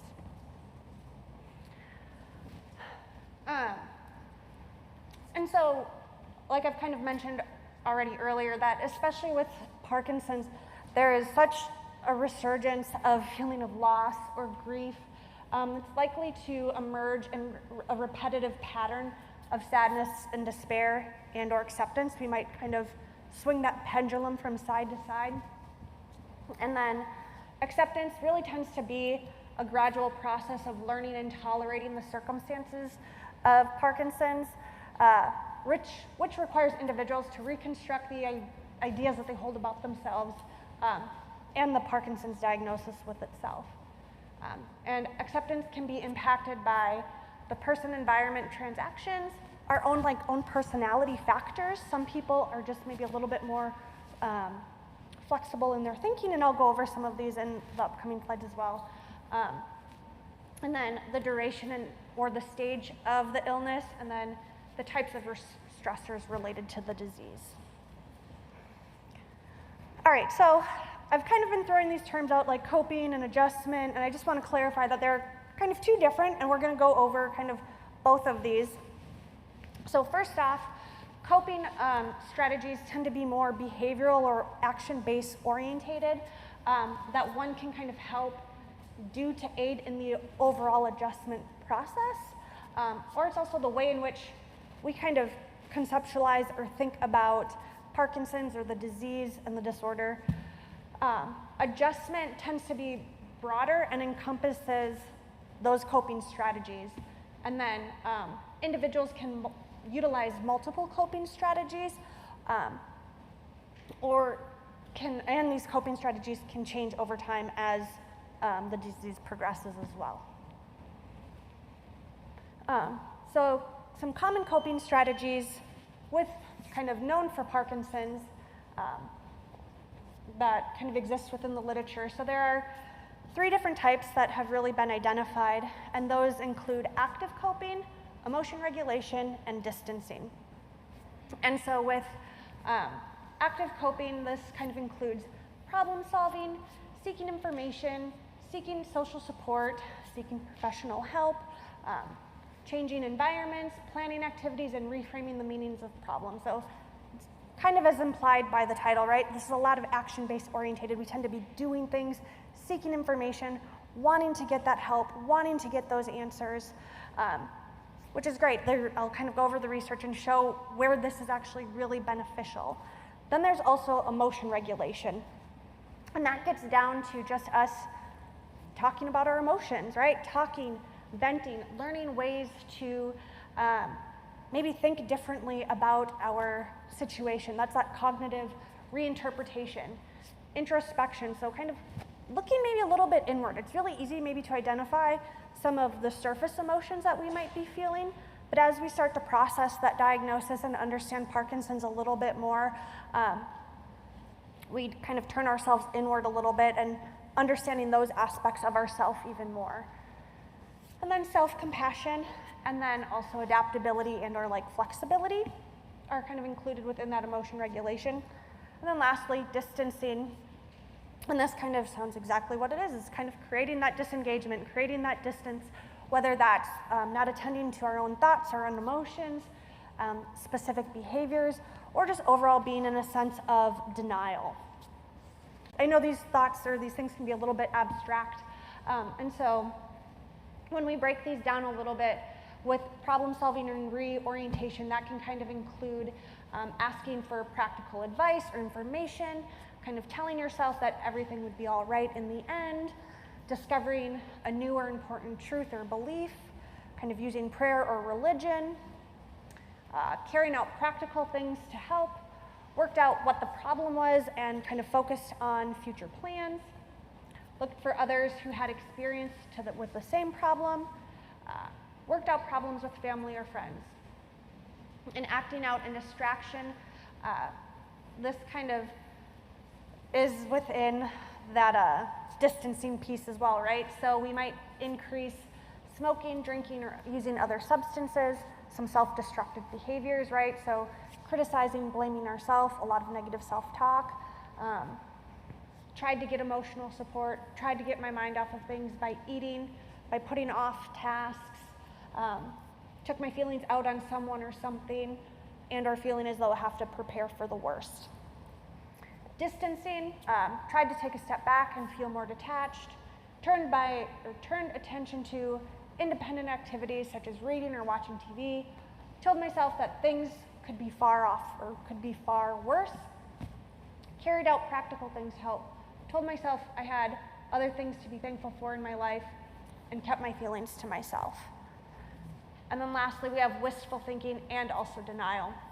Kind of this idea that we use daydreaming as a source of coping, tried not to think about what was happening, told myself the only thing to do was wait, and or hoped for a cure. And so this is just to kind of give you guys an idea of, you know, you might have identified with some of those, like, oh, I definitely do that one, whether it's positive or negative, we don't need to make judgments, but there's a wide variety of different ways one can kind of cope with this as well. All right, so understanding what are some of the aspects that influence kind of coping in Parkinson's.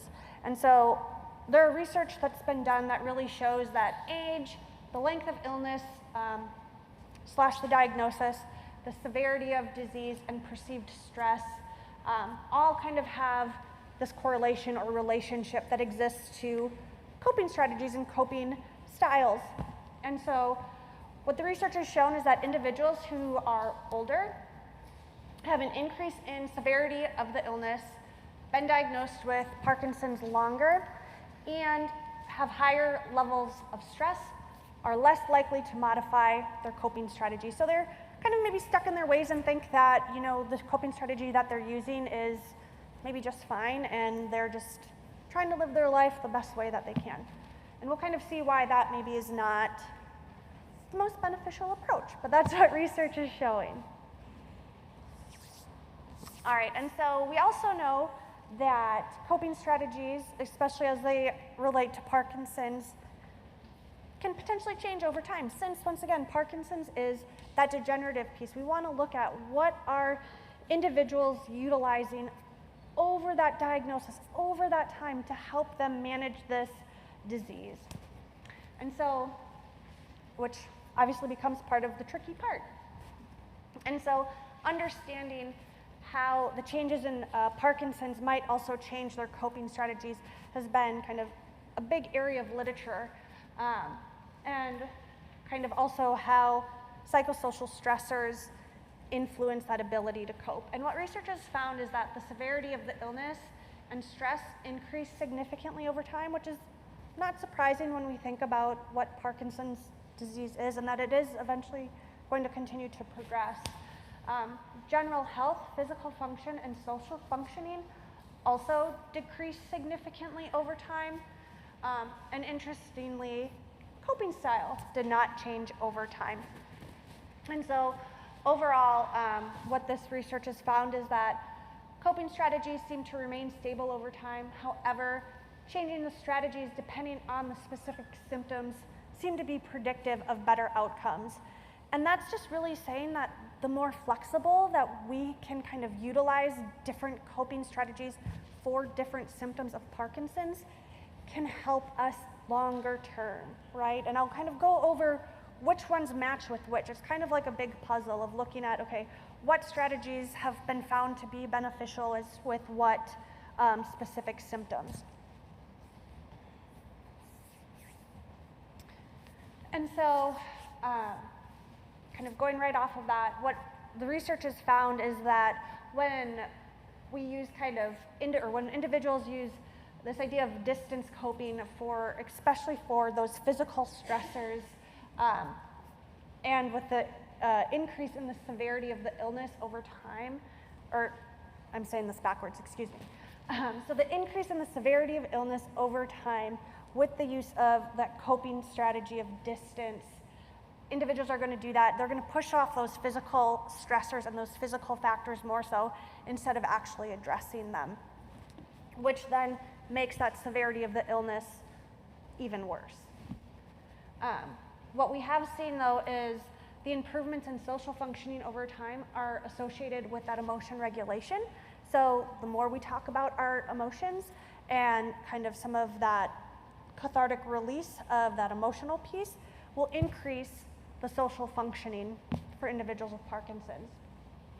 We also know that utilizing that emotion regulation when coping with the physical symptoms of Parkinson's also leads to better social functioning. So simply just talking more about Parkinson's and also how we're feeling about these different symptoms and symptomology and progression of the disease make us feel better about it over that course of time. And then individuals who relied only on one active coping strategy for the psychosocial stressors over time reported poorer general health outcomes. So when we just used only one active source, whether instead of using multiple different active and that emotional regulation, those were the two that seemed to really stand out and provide better outcomes for individuals with Parkinson's. All right, so I'm all about coping strategies, but I also want to look at big picture. How does this relate to that adjustment process that we talked about a little bit earlier, right? Because we know that these two are related, and we know that our coping strategy is going to impact how we adjust. And that adjustment is important for quality of life that we're going to talk about in the next couple of slides, right? And so understanding kind of the overall stability and or the use of coping strategies also impacts the larger adjustment process. So like we kind of talked about in those last few slides, the more varied approach that we have to the different symptoms is going to kind of lead to a better adjustment process. So the use of the same coping strategies is related to poorer psychological well-being and physical health, whereas using a flexible approach in our coping strategies over time showed overall lower levels of stress, more optimal outcomes on physical and psychosocial outcomes, suggesting overall better adjustment to PD. And so what that's really saying is that the more flexible we can be in our approach to just coping and using these different strategies and not just, sometimes problem solving or even some more of those positive ones, that the more that's in our toolbox, the more prepared we're going to be for dealing with Parkinson's and kind of those unique symptoms that are associated with it. And so a primary aim in facilitating successful coping is the identification of who may be stuck with using the same coping strategy for newer different struggles associated with Parkinson's. And so that's kind of where myself as a counselor can kind of step in, right? And maybe some of these other transdisciplinary approaches is that helping individuals find new ways of thinking about stressful situations and managing the psychosocial reactions, that's kind of that emotion regulation piece, right, may lead to better overall adjustment rather than trying to teach problem-focused compensatory strategies. So that's that active coping, right? So hooking individuals up with emotion regulation strategies when they need it, kind of instead of just teaching individuals, this is how you solve that problem. But how do we process that problem on that deeper level from an emotional standpoint leads to better outcomes in that adjustment process. Because what it's doing, it's allowing you to hit on those big emotions that we feel instead of just maybe shoving them under the rug and trying to avoid them and distance them, right? And then also, flexibility in coping strategy is important, especially when an individual may attempt to use active strategies when there's little one can actually do to change the outcome of the situation. So understanding, like, we're going to be facing some barriers with Parkinson's that might not have a solution, that might not have an answer. And if we just kind of keep racking our brains and just keep staying in that area of I'm just going to problem solve and only stick with that one coping strategy that we use, we're going to stay stuck, right? Instead of trying to pull from that toolbox of like, well, maybe I can't change the situation, but I can change the way I think about this situation, right? That's that emotion regulation piece. That's then going to allow us to maybe reconceptualize this differently and help us cope differently or a little bit better, which then also helps the adjustment process, kind of coming back full circle, right? Does that kind of make sense? Yeah? Wonderful. All right, so we also know that there are a lot of factors that can influence the overall adjustment process. We know that age, the presence of caregivers, those coping responses or strategies, and disease severity are all related to that adjustment process. We know that age is positively correlated with adjustment, and so that just basically means the older the individual is when diagnosed, the better they tend to adjust, actually. The presence of a caregiver is also positively correlated, so if we have a care partner present and who is involved, that also helps that adjustment process. Utilizing more coping responses also resulted in a positive correlation, so that's something that we just got done talking about, right? So the more varied uses the more variety of coping strategies that we have, the easier it's going to be for us to adjust to this. And then of these variables, disease severity and coping response were the major determinants of adjustment. So these two big ones, that disease severity and coping response, help predicted how well individuals were going to adjust. And so disease severity predicted lower levels of adjustment, and coping response predicted improvements in adjustment, which kind of makes sense, right? So if we're further along in that progression of Parkinson's, it's probably going to be harder for us to keep adjusting to that new normal. But if we have that toolbox of our wide variety of coping strategies, it's going to be a little bit easier for us to kind of cope with that.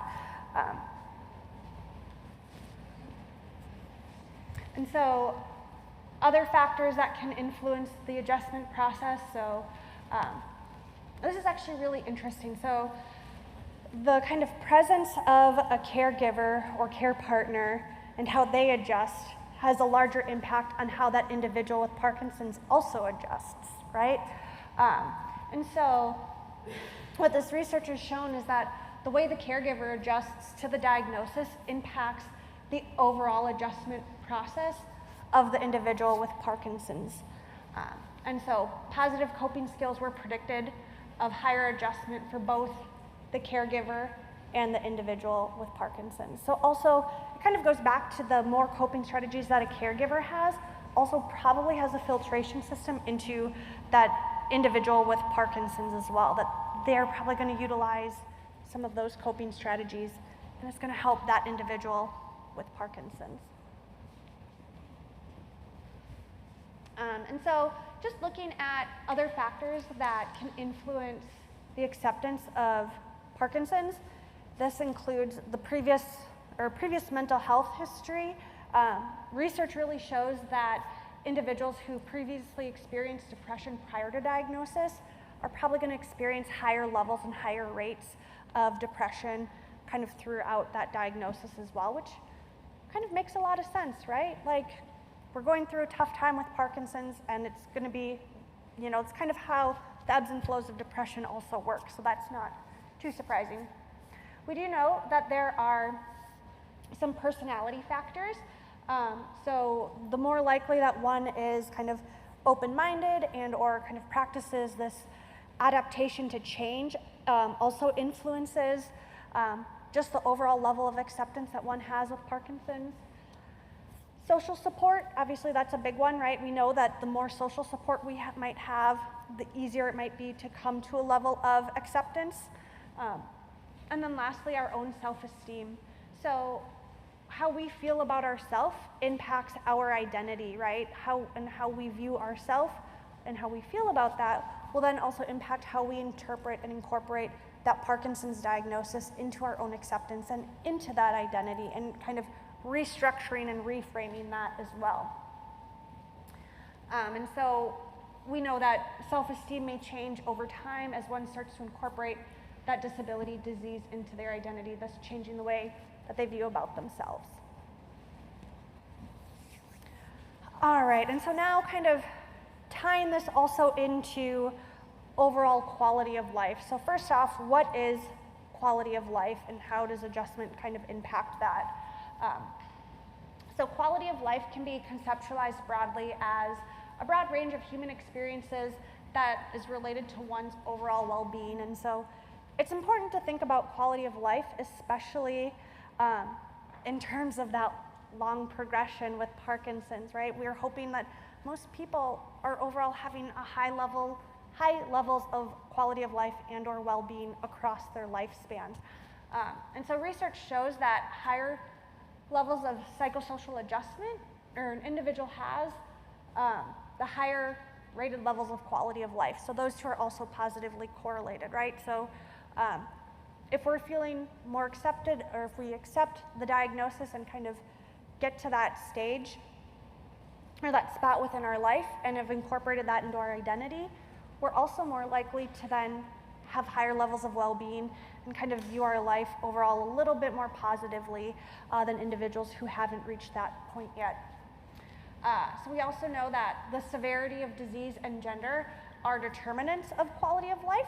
So once again, the more severe our symptoms are, that lower individuals are more likely to rate a lower level of quality of life, which kind of makes sense, right? If we're struggling with that physical some of those physical aspects, which tend to make up a lot of our identity, we're not going to feel great about our life and kind of where we're at and how we're feeling, right? Interestingly, females tended to predict higher levels of quality of life more so than males. There are some speculations on this that I'll go into in the next couple of slides. But then also age, coping strategies, benefit finding, which kind of is referred to like this reframe of how we think about the disease, of trying to find the benefits within our own life of having the diagnosis. And then resources were not significant in predicting the overall quality of life. And so even though the severity of the disease has a strong relationship with quality of life, especially impacting areas of social and emotional areas, the psychological adjustment seems to have an even larger impact on the quality of life for individuals with Parkinson's. So that's really saying how our emotional health is doing, how we are doing from a psychological standpoint, can be more predictive of our overall well-being than that severity, than those physical limitations and those physical impacts of Parkinson's. And so that's, I think, actually really telling and really important from my mental health background and my mental health standpoint, right? That those can be more predictive of some of those functional limitations that we might be experiencing. So the ideas of self-esteem, acceptance, attitudes towards Parkinson's disease, and anxiety, depression specifically, contribute to more of that overall statistical model and the variance, which I'm not going to get into because I know a lot of us don't really understand the statistical components of that, than some of these other factors. So that's just really kind of that important piece of those psychological components contributing to that quality of life. All right, and so just going over the aspects of adjustment and the impacts on quality of life. So we know that there are components of that adjustment process that will impact our quality of life, and that really includes, once again, that severity of disease and gender. And like I kind of mentioned earlier, so the authors somewhat not predicted, but we don't really know why. When we look at a relationship kind of from a statistical standpoint, we can't really tell why what's happening is happening, but we can speculate. And the authors speculated that females tended to predict higher levels of quality of life than males because it could be the way that females perceive the impairment, whereas men might seem to feel as though they feel a greater impact on that physical functioning than what females do, which is why they might rate some of those things higher. And then age, coping strategies, I already went over that. And then overall, the psychosocial adjustment is a predictor of the quality of life. So the more accepted we are with our adjustment, the more well-being and the higher quality of life that we're going to kind of find. And just kind of wrapping up a few things, I mentioned that there are some personality factors. So there are some things that are inherent about us and kind of who we are as a person that can impact the quality of life that we might have towards adjusting to Parkinson's. And so looking at kind of these influences, the authors looked specifically at this idea of optimism or pessimism, and then this idea of locus of control. So how much control do we have, or how much degree of control we have to which individuals believe that their health is controlled by either internal or external factors. And so external locus of control really refers to the idea that chance, luck, fate, or power of others, including doctors, whereas internal refers to the idea that it's more so within my own control, right? And so what the research has shown is that higher levels of optimism and lower levels of pessimism are associated with better mental health quality of life, but not that disability level. So that might help us cope with some of those emotional components, but not necessarily the disability components. And then higher levels of locus of control are associated with lower levels of disability, but not with quality of life. So kind of the inverse of that flip-flop. So overall, what does all of this really mean as Parkinson's progresses, right? So one, looking at the relationship between physical symptoms, level of disability, and acceptance suggests that individuals with Parkinson's may need increasing support over time, and this support may look different from the onset of diagnosis, right? So knowing that our needs change over time with that diagnosis, and understanding it's impacted by our physical limitations as well as our social functioning, as well as that emotion piece as well. And then lower levels of self-worth and maladaptive coping behaviors may lead to more psychological distress, which may also intensify some of the physical symptoms of Parkinson's over time as well. And then incorporating, utilizing psychoeducation on coping strategies early on in diagnosis may be beneficial for better adjustment. And then lastly, the overall psychosocial adjustment process may have more of an effect on quality of life than the severity of the disease, suggesting that psychological interventions may be beneficial throughout the course and throughout one's lifespan. And then lastly, just this takeaway message. Thanks. The psychosocial adjustment process to Parkinson's, as we know, is complex and can be influenced by a variety of both environmental and personal variables that overall impact an individual's quality of life. By incorporating psychological services that address a wide variety of coping strategies throughout the progression of the disease, may the overall process of both coping and adjusting to PD be a little bit easier or result in increased quality of life. All right, any questions? I feel like I tried to keep it as less researchy as I possibly could, but I know some of these things are complex and can be confusing. I have a microphone back here, so just raise your hand.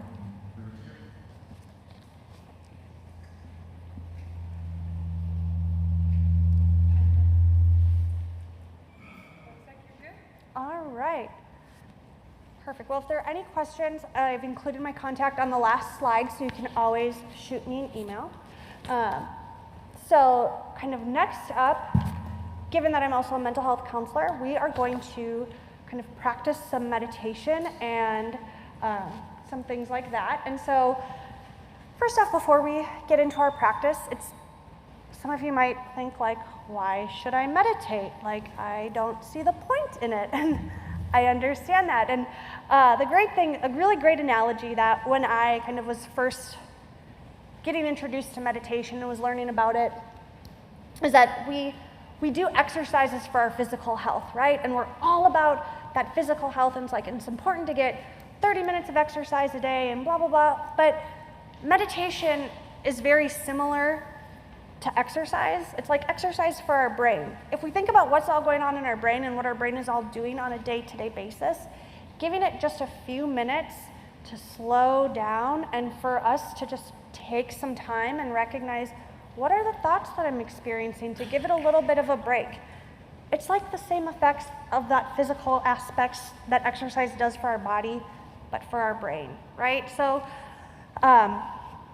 that is probably the biggest reason why it's important for us to meditate, but also it can help us just overall feel a little bit more relief and just recognize that, just pay close attention to maybe some of the background thoughts that we might be having that seem to creep up every so often, that we just kind of shove back there even more, and we're like, I don't have time to think about you, so you go back there. And the point of meditation is not to try to dismiss those thoughts. It's okay. I think a lot of times people become scared to meditate because they're like, I don't know how to do it. It's so intimidating. Like, what? I'm just supposed to breathe? Like, it's okay to recognize those thoughts that we experience, and just sometimes recognizing the thought and not engaging in it further and trying to let that thought go. And that's kind of my simple way of saying as to what meditation is, right? Is just recognizing we're focusing on our breath, on more of those physical sensations within our body, as well as the thoughts that are occurring throughout that process, and trying to let them go. Just letting them kind of float nebulously through our mind. And so I have a specific kind of type of meditation that I really kind of like to utilize, and that's called progressive muscle relaxation. And so what that allows us to do is, we tend to live in a society where we're always on the go, and it's go, go, go, go, go, right? And we don't always realize that we might be experiencing stress or anxiety or other kind of really big emotions. And a lot of times they're manifested in our physical body before we even kind of recognize them emotionally or within our mind or recognize those thoughts. And so progressive muscle relaxation has us focus on intentionally bringing tension into our muscles and then releasing it to help us realize, where am I holding this stress within this body? And also, what does that feel like when I am bringing tension, when I am contracting that muscle and then letting it go? And so it's kind of this dual practice of focusing on our breath and focusing on our muscles and bringing that tension and that stress to them while also letting it go. And also trying to not focus too much on our thoughts, but if a thought pops into our head, recognizing that that thought's allowed to be there and we're allowed to dismiss that thought as well. So, if all of you would like to kind of get in a comfortable seated position, we're going to kind of work on just practicing this, just a cycle of a progressive muscle relaxation. So if you want to, oh yeah, sorry. I'll just hold it up here. So if you just want to sit back and shut your eyes if you're comfortable doing so, or just you can stare down at the bridge of your nose. And just begin to take a few deep breaths and noticing the feeling of air filling your lungs, kind of inhaling through your nose, exhaling through your mouth, and hold your breath for about 4 seconds. Release the breath slowly and let the tension leave your body. Take in another deep breath and hold it. Again, slowly release the air. Even slower now, take another breath, fill your lungs, inhale through your nose, Hold the air.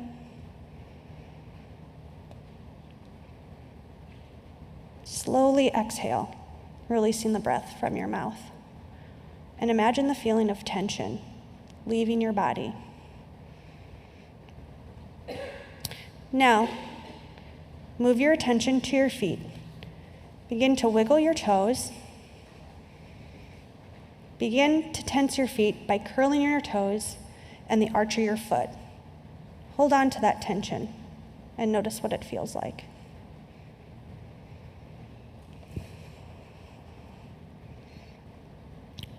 Release the tension in your foot.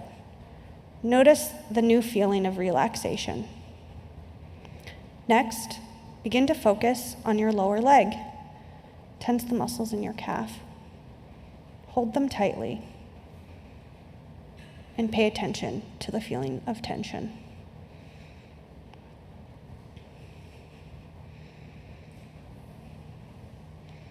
Release the tension from your lower legs. Again, notice that feeling of relaxation. Remember to continue taking deep breaths. Next, arms, head, and neck. Remember, tense but without restraint.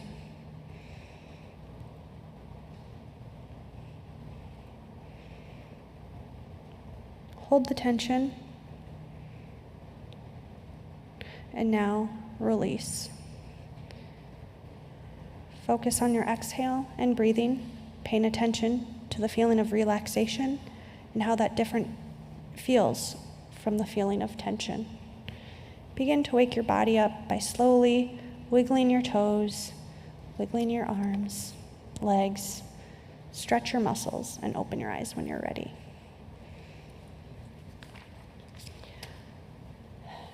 All right, and so that hopefully we feel a little bit sense of calm, both physically, both mentally. And now we have our last break. So you can enjoy some more cookies or other snacks that are out there. I believe some more donut holes. There are donut holes. Surprise, surprise.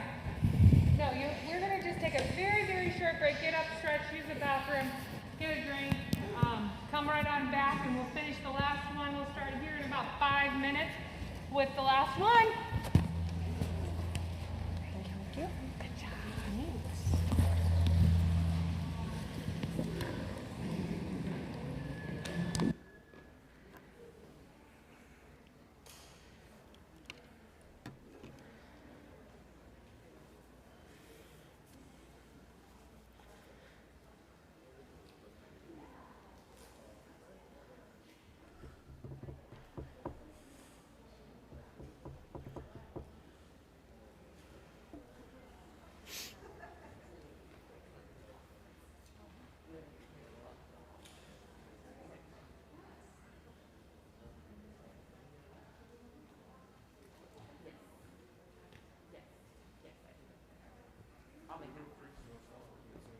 Excellent. Just a couple quick things while we're on break.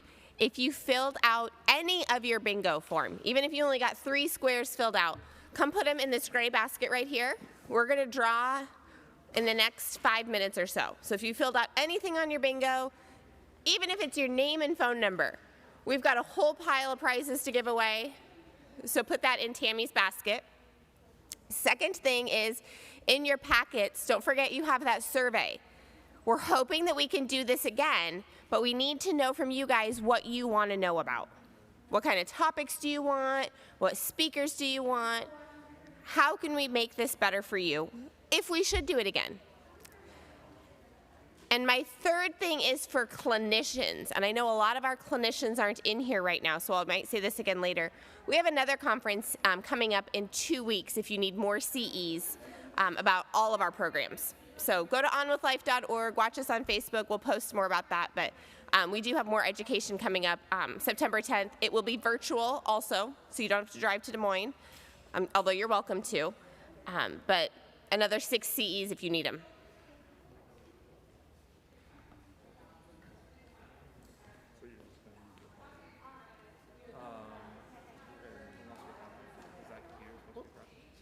brought that up, so I didn't know what. Do you want to get the lapel mic on here? Yeah. Go ahead and clip yours. Yeah.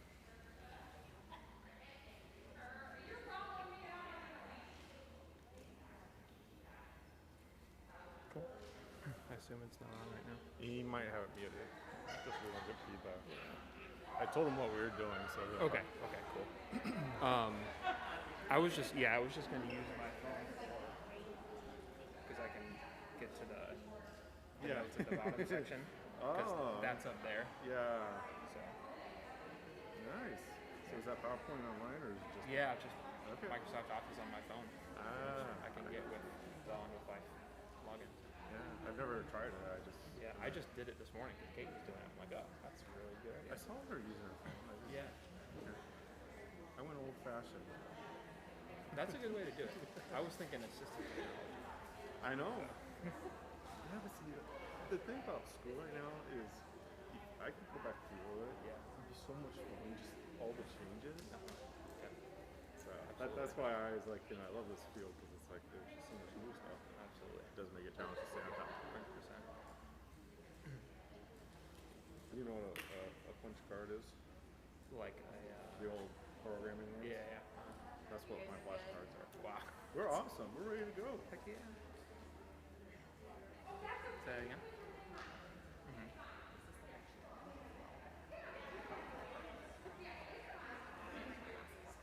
Okay. Yeah, I was going to do it right before I speak. So he's got the lapel, and then I'm just going to. Yep. So he'll go, I go about 10, 15 minutes. When you turn your head to look at the side, if you're going to turn your head one way, put your towel on that side. Got it. Because Tony put it over here on the shoulder. Okay. Yeah. It always messes with that. Yeah. Sure. Oh, this is Tammy's computer? Okay. So she's just doing all the reminders. She'll take all of her. All right. Hey, I'm the assistive tech guy, and I went high tech. We actually do have a great contrast in assistive tech because my notes are right here. This is PowerPoint on my phone. See, we get all spectrums covered right here with our. I would have done that. We're walking the walk.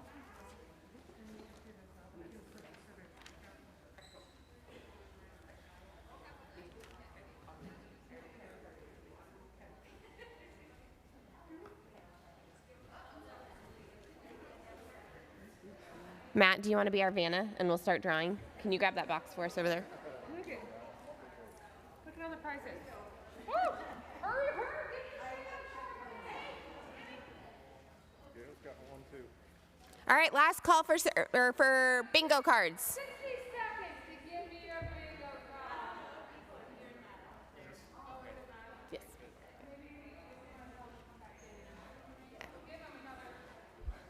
Folks in the atrium, if you have your bingo cards filled out, run them in the sanctuary.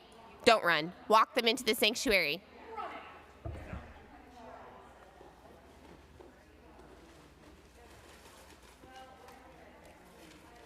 Do they have to be present to win? What? Do they have to be present to win? Yes. Okay. Because, yes, they have Okay. to. Oh, this moves. But if they're in the bathroom, we'll give them the food. Because there's a few people that are trying to do that. So we'll run through the names if they don't, and then. All right, so we're going to start our drawing. Boss Lady Tammy says that we're going to pull as many names for prizes as we have. We'll give folks a few minutes to finish using the restroom and come back in. And then if the person's not here, after a couple minutes, we'll redraw for that one. So if you've got a friend here that you hear their name, tell them to come in here and grab their prize. You had your chance to bribe me. It's up now. Okay, what are we drawing for? Show us our first prize. What's the first prize? Oh, you're going right for the big one. Ooh. Well, we'll Yeah, no. Okay, we're going to do an On With Life blanket. Who's this go to? show them the logo. All right. Oh, you better get yours in. We're slow. Oh, yeah. Okay. Winner number 1 of the On With Life blanket. Raymond Maudlin. Oh!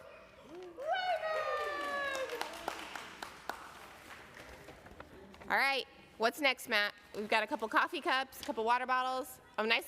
Stay hydrated. Mike Lugenegger. Mike?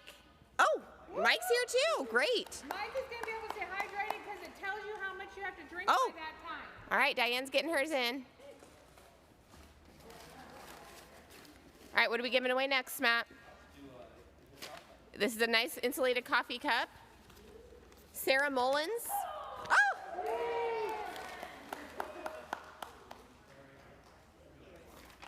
I don't know.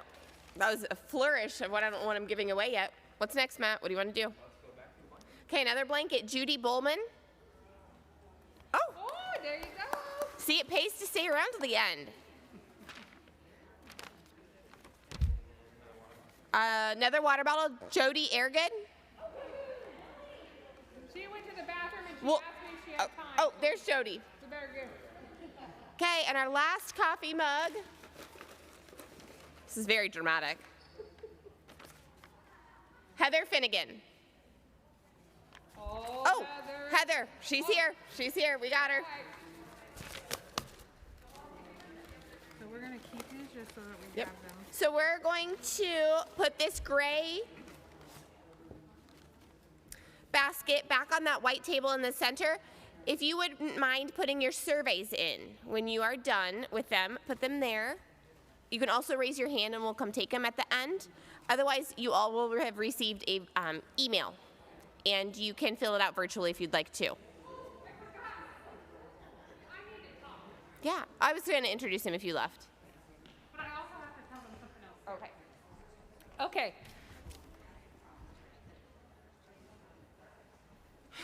We had actually several people come up and ask a specific. Hello? Is that better? All right. So we actually had several people. I might not. This makes me want to. He's got to get it on my. How do you turn this thing on? Oh, magic man. What number? Sorry, I don't know. Number 5. Hello? Hello? No. Hello? Hello? There we go. This makes me kind of want to break into song and dance, and I don't sing and dance, but. All right. So, I had a moment there where I forgot what I was going to say, but I remembered. So we had multiple people come up and talk to us after we were talking about music therapy and Dr. Stegemuller. And I did look up her information. We are going to post it online as well about under the conference there. But I want to give you her information quick. So get a piece of paper and a pen if you want it. And again, contact us and we can get it to you then as well. But if you want it before then. So it's Dr. Stegemuller, STEGEMOLLER.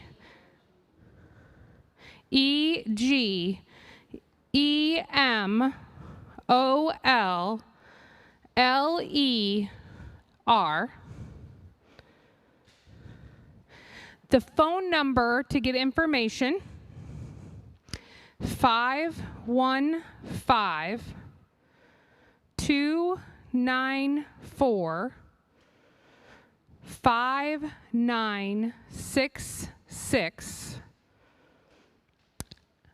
Now I have her email address too.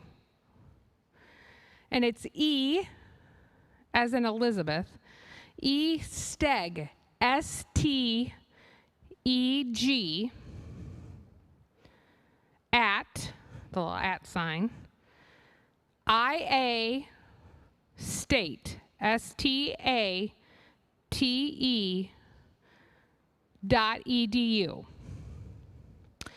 And her website is NeuroMotor Lab, NeuroMotorLab.com. And that will bring you to a page which at the top, it has a tab that says PD Groups. And that then lists all the information that talks about her free groups that she has and the other things she has going on. So if you need us, to see us afterwards too. And last minute reminder that if you want to visit with a therapist, like 10 minutes with a therapist after, we are going to have multiple therapists available right after the end of this program. So you're welcome to stay and visit. All right, let's get this show on the road, shall we? All right, so you get to end the day with Mr. Matt and Mr. Joe. They're going to wrap up the conference. They're going to talk about understanding cognitive changes in Parkinson's disease. And so I'm going to take a moment to introduce you guys. Matt has worked as a speech-language pathologist at On With Life since December 2019. He obtained his bachelor's and master's degrees at the University of Northern Iowa. Matt is currently a part of the Coralville Outpatient. You're not part of the Coralville Outpatient Program. He was a part of the Coralville Outpatient Program, and he has moved recently to our Ankeny Clinic. And he completed a graduate internship as well as the Ankeny Inpatient Program in the spring of 2019. In March 2020, Matt received his Certificate of Clinical Competence from the American Speech and Hearing Association. And additionally, he's a certified brain injury specialist and is certified to administer Lee Silverman voice treatment protocol. Now, Joe. Joe Walters is currently the Director of Analytics at On With Life. In this role, he is responsible for integrating analytics into operations and building a culture of lean. Under his leadership, On With Life has completed 2 lean projects. I feel like you've done more, but are we just taking credit for 2 today? Okay. That have developed a sustainable admissions process for On With Life's inpatient post-acute rehab unit and converted the outpatient therapy clinics to electronic documentation and workflows. He holds a master's degree in management information systems and certifications as a certified professional in healthcare quality and as a certified brain injury specialist. So please welcome Joe and Matt.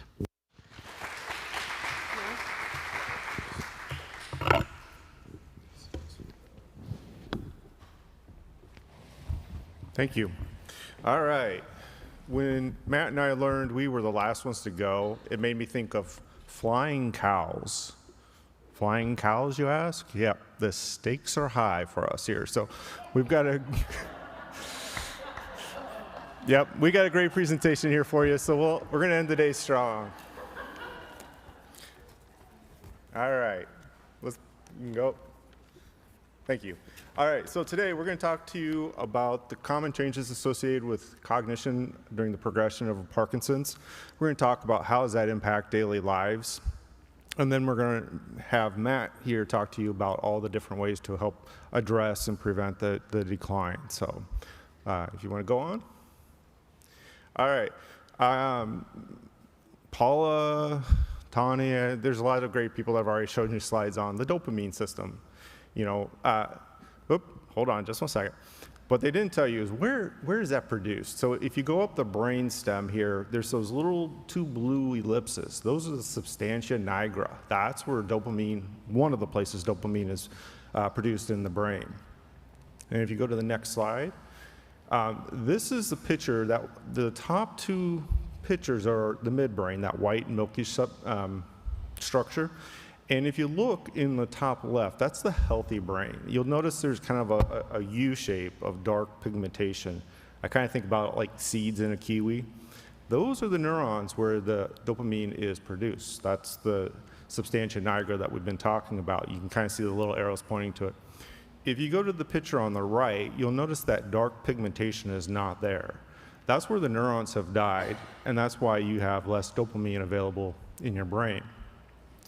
Now, if you go to those purplish series of pictures below that, on the very left is a healthy brain, and you'll notice those bigger dark areas, and those are neurons. So that's what a healthy brain looks like. With Parkinson's, you start losing your neurons, so that middle picture where you see them very sparsely throughout, that's where the death of those neurons, you don't see that under a microscope. Now, with cognition, you'll have heard possibly the term Lewy body dementia associated with Parkinson's. If you look at the picture on the right, there's a big circle. That's the cytoplasm of a neuron. And that very top round object is the Lewy body. It's a protein. So when we talk about cognition changes, this is what the pathology of the brain is. So that's where if you ever hear the term Lewy body, that's what they'll see under a microscope. All right. Paula talked to you a little bit about the Hans and Yahr's. So this is one way of staging Parkinson's. She did a great job explaining, the motor skills that are involved in the different stages.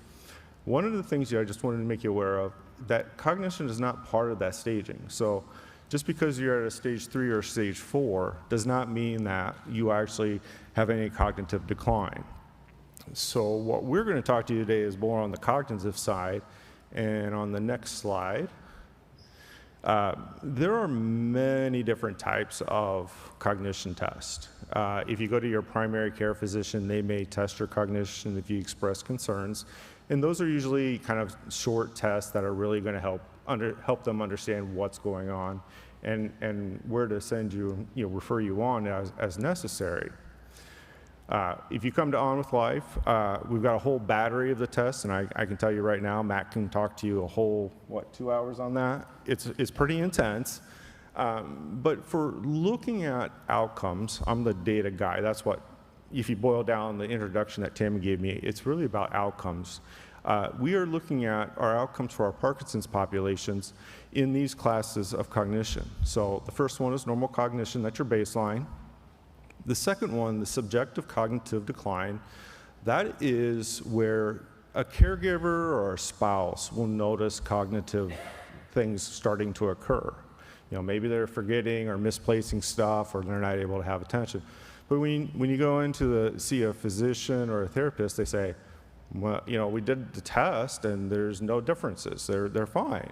Well, there is a stage here that you see that where it doesn't show up on official diagnostic testing, but you see it day to day. And that's that category of, short is SCD. I will tell you, my wife will tell you I have that, but as cognition decline progresses, the next category that you've heard about today is the mild cognitively impaired, or the MCI. Here, you'll start noticing that it may be harder for someone to focus, especially in a group setting where there's a lot going on, a lot of noise, background noise. Sometimes it's harder to keep your attention on something. You find it's easier, you can get sidetracked very easily. With mild cognitive impairment, you can also see where you have a hard time. If you know you want to go do a task, how do I get myself to plan out the steps and follow through on that? So that's where you're starting to see a little bit of difficulty doing day-to-day stuff. But now, that's, can impede you. So there's some strategies, and we got lots of ideas here to help you with that. But there's still another phase where that's kind of pre-dementia, and if you move into the dementia stage, that's where you're really impacting your day-to-day life. You think about it from a standpoint of, you might have impairments with your language, your memory. That's where that Parkinson's disease dementia is really inhibiting your day-to-day functioning. So we'll show you a little bit of our outcomes here in a minute with those categories. One of the things that Gail talked to us about is when you come to On With Life, you will be measured. We measure you in many ways. We will not talk about all those ways. One is called the Mayo Portland Adaptability Inventory. This was developed at the Mayo Clinics, and it's a 29-element scale that's really been developed to address or measure impairments related to rehab. So if you think about somebody who's been involved in a car accident and sustained a traumatic brain injury, they can have impairments across the spectrum. Well, with Parkinson's, there's certain areas that your cognition is going to be more focused on. When you come in and you start treatment, we will do what we call an admission assessment. That kind of gives us that baseline of where you're at. And over the course of your treatment, we're going to measure you at the very end, the discharge, Mayo Portland. And then we'll look to see what areas you improved on, what areas maybe you maintained and you maybe didn't need much help in. But you also will get a sense for if you have declines. I will show you, unfortunately, the progression of this illness is that cognition doesn't get better at a certain point, and this is one way that we tell that. I'm going to read to you the red. I don't know if everybody can read the red highlighted ones. Those are the ones that I've highlighted for you that are related to cognition. So it's your attention and concentration is one item, memory, your fund of information, your novel problem solving, visual spatial abilities, and your level of self-awareness. So when you think about cognition, those are just some of the skills or components to cognition that we'll measure using the Mayo Portland. This is a very wide used tool, and we use it for all of our populations. All right, so we've been collecting information on our Parkinson's population since 2015. That's when we started the program. So we have 195 persons that have gone through the program. Now, some persons have gone through the program multiple times to either get a tune-up, or as they've had more issues, they've come back for some additional help. What this graph is really showing you, this is an evil pie graph, as some would call it. 2/3 of those persons are considered normal cognition. Okay, so that's not unexpected. The little blue slice with the SCD on it, that's the population of those with the subjective cognitive decline. And I suspect that's a little underrepresentative because some of those could still be considered normal cognition. The lighter green up in the top left, that's your mild cognitive impairment. So you think about where we can still have a lot of impact. That's one part of the population that we can still help and improve and maintain functionality with some of the techniques. The very small sliver of yellow at the top is where you got Parkinson's disease dementia. And it's a very small slice, but as Gail said, there's still value in doing therapies even while folks have that, because we want you to have ability to stay at home as long as possible with the highest quality of life. And our therapists do amazing things. I get to work with them every day, and they can help in different ways of keeping people safe. All right. So this graph, so I've shown you there's sets. So there's the blue looking bar and a yellow bar, and these are paired together. And starting at the left, that's your normal cognition group. The blue bar, the 50.7, is the average days that you're in therapies when you're assessed as having normal cognition. So you think about 50 days, it's just under a couple months.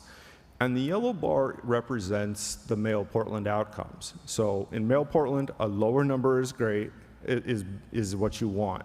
And what you'll notice is that -6.9, that's considered a significant improvement in abilities overall. As you read across, if you go to the third one, which is your mild cognitive impairment, the average treatment is 74.4 days. So as the disease progresses, it takes more therapy, but then the improvement is only a -5.1. So we're applying more therapies to kind of keep you going, but not getting as much in return. And then on the very left there, on the very right, the 81 days is those with dementia, and you'll notice that they'll be in treatment for 81 days on average, and they actually lose functionality. So functionality doesn't quantify everything that we do, but this is just kind of the progression that we see. And last slide, so I apologize, I know this is horribly small. These are those individual components I read off to you earlier on the Mayo Portland. Overall, though, as you recall, you want to see lower bars that go down. You'll notice those bluish bars, those are your normal cognition. What you see when you look across this, in all 6 areas, there is improvement. Either you're maintaining or improving your cognition with using therapy. The yellow bars are the unfortunate, those are the dementia group, and you can see they're losing functionality even with therapy. So if you look at the groups in between, some gains, some losses, but that's where as we learn and as we adapt, those are what we keep fine-tuning our abilities to help folks with. So I'm going to turn this over. So I'm the data guy. He's going to translate all these numbers into actionable items for you all and talk to you more about cognition. So here you go, Matt. All right. Okay. Sure, is this microphone working here? All right. So thank you, Joe, for all those great numbers. And kind of like Joe said, I'll kind of be translating that into a little more kind of what does that look like in real life, and what does our therapy look like in real life. So I don't have a zinger to start off my portion like Joe did. He didn't do that when we practiced, or else I would have had one too. So sorry. Just a brief kind of review of kind of the common symptoms of Parkinson's disease. And as I keep going, can everybody hear me decently? Is this loud enough? A little louder? Okay, I think I'm into this one here.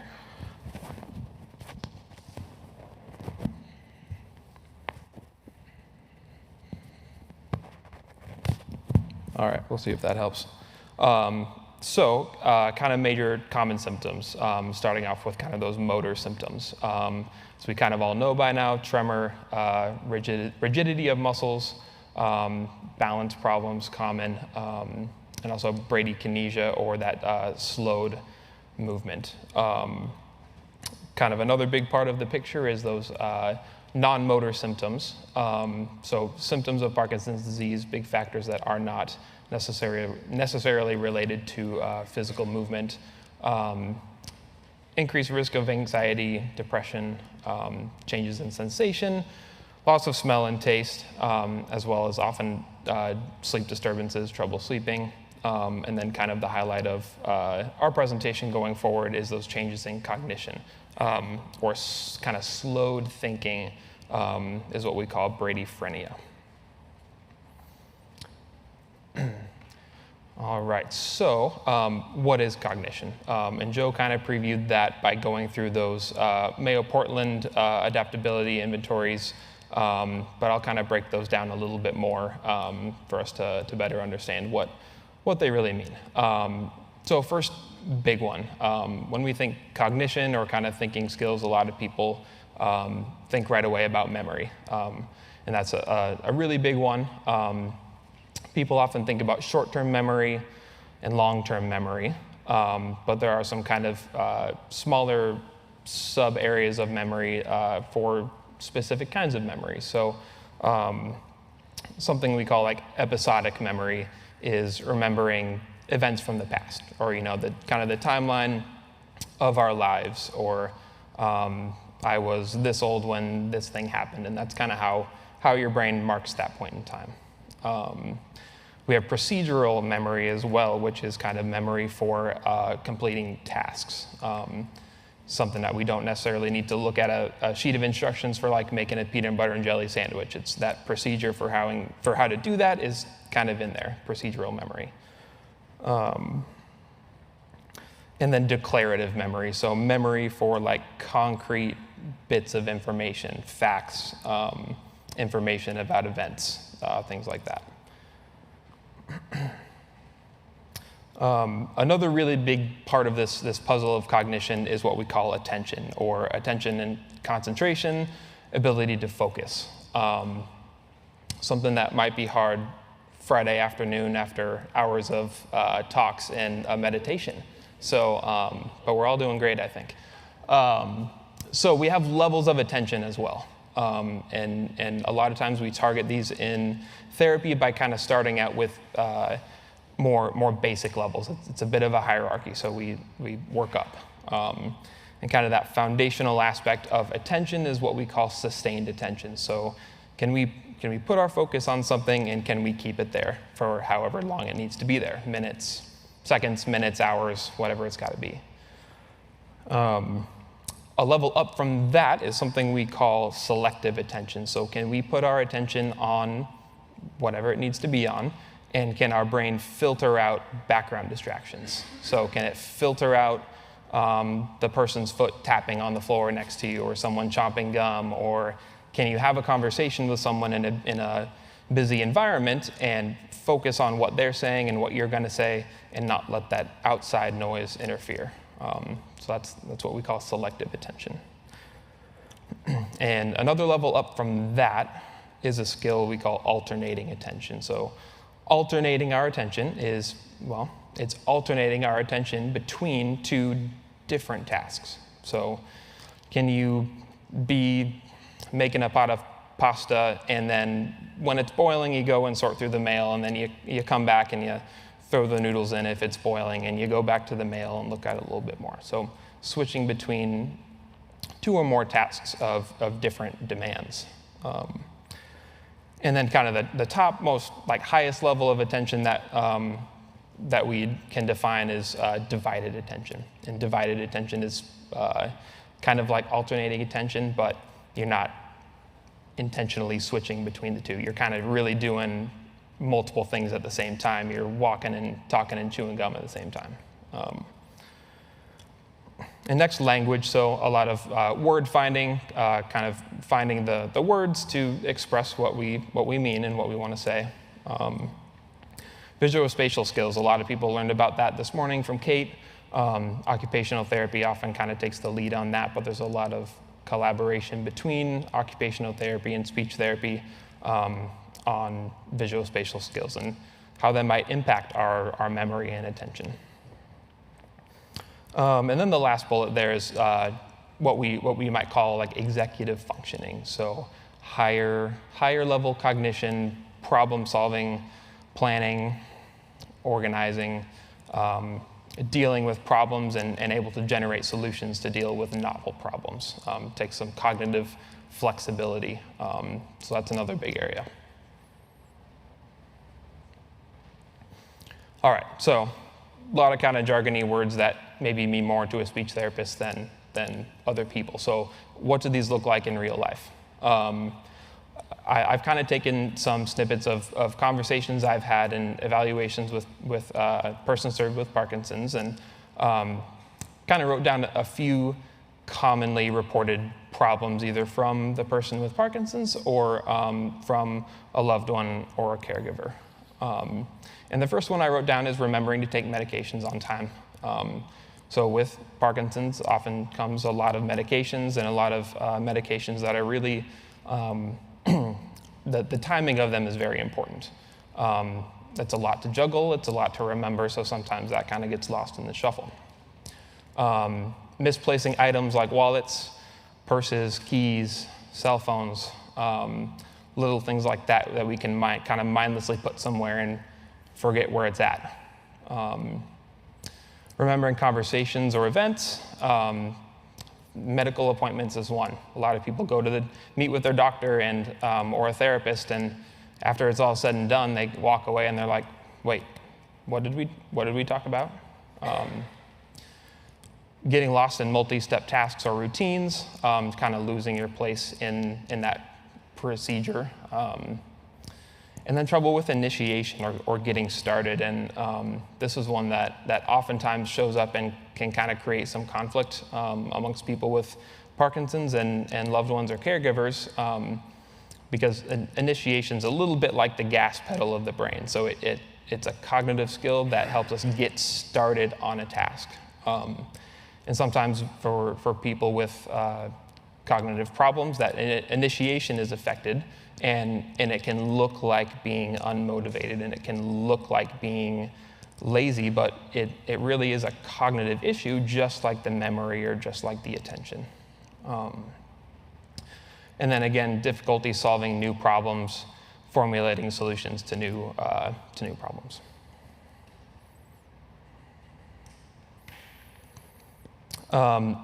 A lot of times these changes can cause a lot of frustration and confusion, not only for the person with Parkinson's, but again, loved ones and caregivers. And you'll hear me reference loved ones, caregivers, spouses, brothers and sisters, because a lot of the times the way we collaborate to treat cognition involves a lot of collaboration from family members. And people with Parkinson's, depending on kind of the source you look at, I think this one's from the ADPA, is people with PD are 4 to 6 times more likely to develop dementia.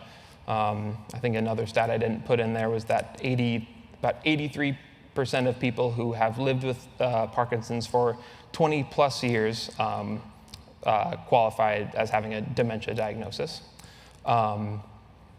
So what can we do about it? What do we do about it? How do we deal with it?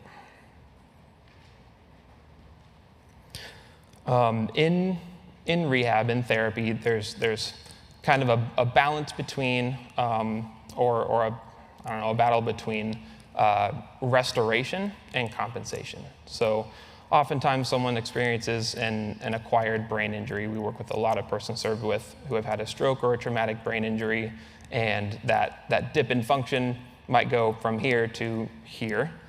And now that person is maybe medically stable, participating in therapy, we try to restore that function as close as we can get it to what it was like before, right?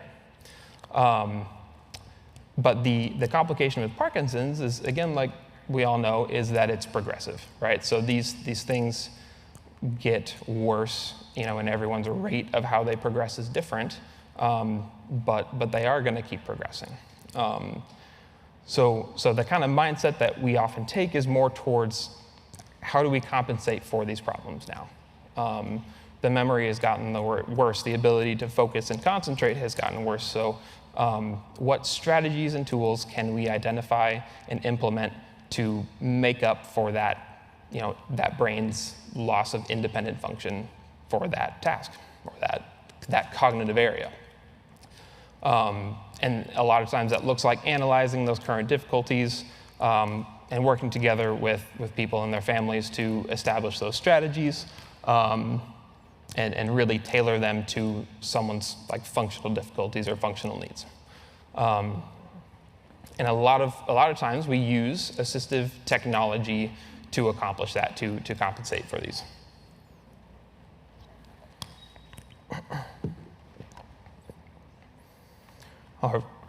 All right, so what is assistive technology? So one website defined it as any item or piece of equipment, product, or system that is used to increase, maintain, or improve functional capabilities with individuals with disabilities. So I like a lot of that definition except for like the last 3 words, because I used assistive technology this morning to wake up, right? I used an alarm on my phone to wake up so I could be here on time, and I used GPS to route myself to the building this morning, right? So to me, we could probably cut off those last couple of words. It's just any piece of equipment, product, or system that is used to increase, maintain, or improve functional capabilities, right? I like to use the phrase adding tools to your toolbox in therapy. So adding strategies and technology, assistive technology to compensate for these kind of diminished skills.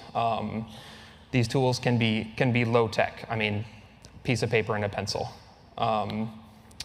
Just a cane or a walker is assistive technology.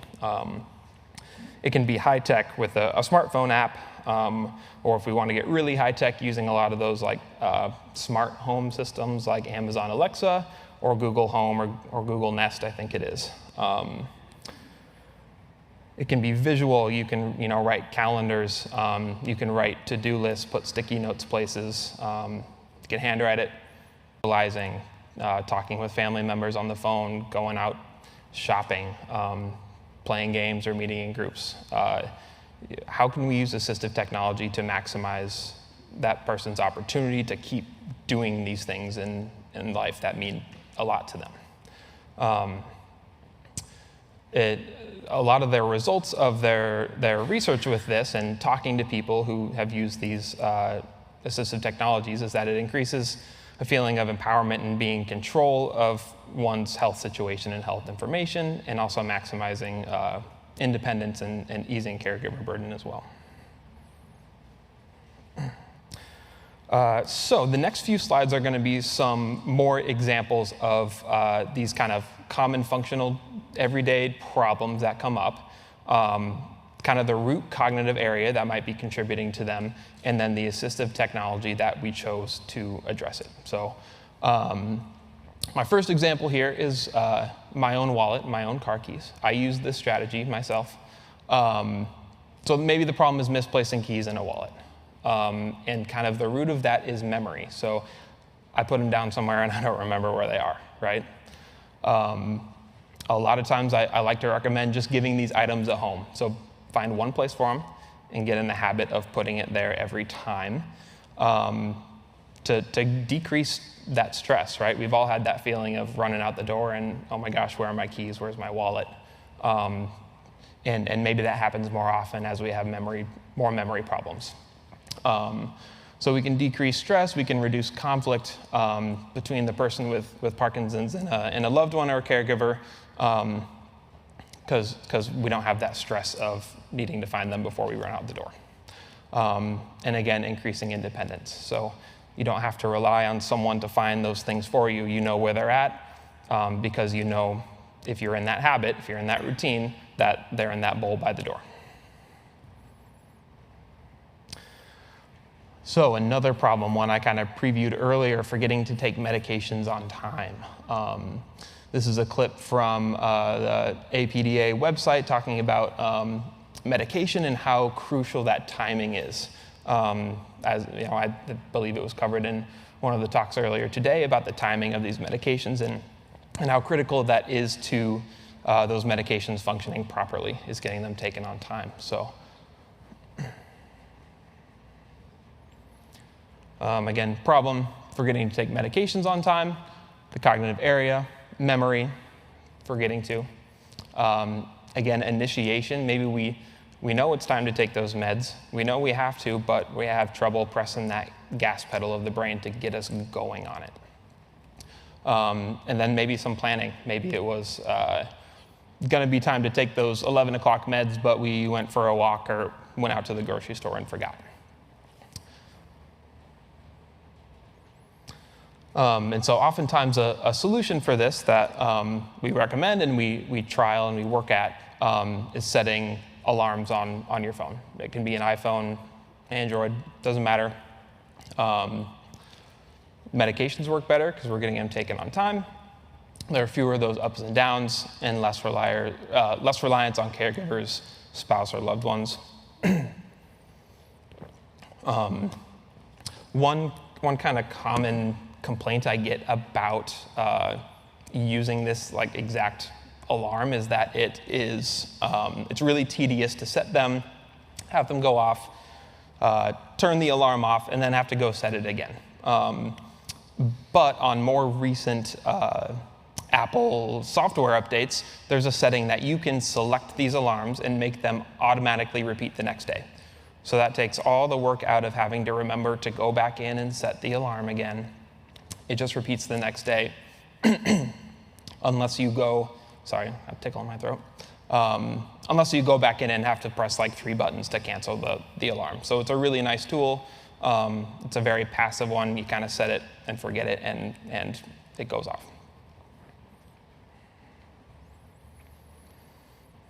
Next problem, often complaints of forgetting daily and weekly events, conversations, details from medical appointments. So maybe the root cognitive area of these difficulties is obviously memory, but also attention. So being focused on what is being said. We can't remember something if we're not properly attending to it and if we're not focused on it. And so the assistive technology that can be used for this is a smartphone app, again, for logging events and information. And there are a couple apps that are really nice that automatically generate time and date stamps. So you just open it up, you type in or use voice to text to say what you want, and then it will save with a big date and time up there. So you can look back and review it and review what you did that day or what you talked about. Again, results, better participation in conversation with family and friends about recent events and activities. Someone asks you what you did last weekend. Gosh, I can't remember right now, but you check that app and it's right there. And you're able to tell them without relying on someone else to give that answer for you. So therefore, you participated socially better than you would have before. And improve confidence in your own memory abilities. Again, because you don't have to rely on someone to get that answer for you. It's there, you know where to look to find it. Here's a couple screenshots of this app in my phone and a couple kind of events I made up. So that's what it looks like when you type into it. Gives you that nice August 2021, August 8th, Sunday, met brother downtown, caught up about family, brother's going on a fishing trip. If someone asks you what you did last weekend, open that up, there's your answer. And then it logs them all next to each other there. This app is called Daybook, but there are several apps like it. Or a more low-tech version of this is a notepad and a pen, right? That's good too. Taking that along with you, writing your notes, writing your thoughts, and putting the date and time on there.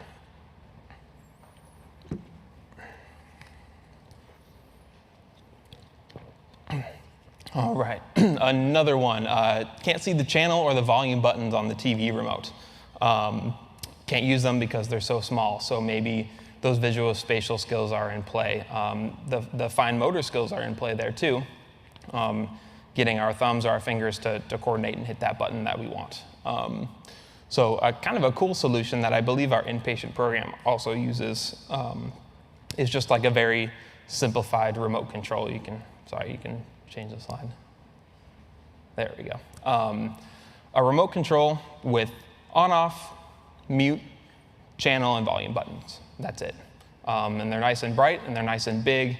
If we have some visual problems, it can help with that. If we have some fine motor problems, it can help with that. And you can change the channel quickly if the new Jeopardy host stinks, whoever that's going to be. I don't know. Challenges to using this assistive technology. So these are all super cool ideas, but they're not going to work for everybody all the time, right? So again, some of those fine motor skills can be a barrier in using the smartphone apps or even writing stuff down, handwriting. We have more assistive technology for that. You know, we can use voice to text as well, and which is also in my realm as a speech therapist, being nice and loud, using a loud voice. None of this is one size fits all. It's going to work differently for every person. And so kind of the key is working with your with your therapist to make tweaks to it and brainstorm ideas and problem solve together to utilize the technology the best we can. And again, that PD is progressive. So what works now might not work later, which is why we really encourage and we embrace the approach of episodic care at On With Life, where you come for therapy for a while, you discharge, and then a few months later, you come back, we reassess. Okay, what has gotten worse? What has stayed the same? What do we need to change?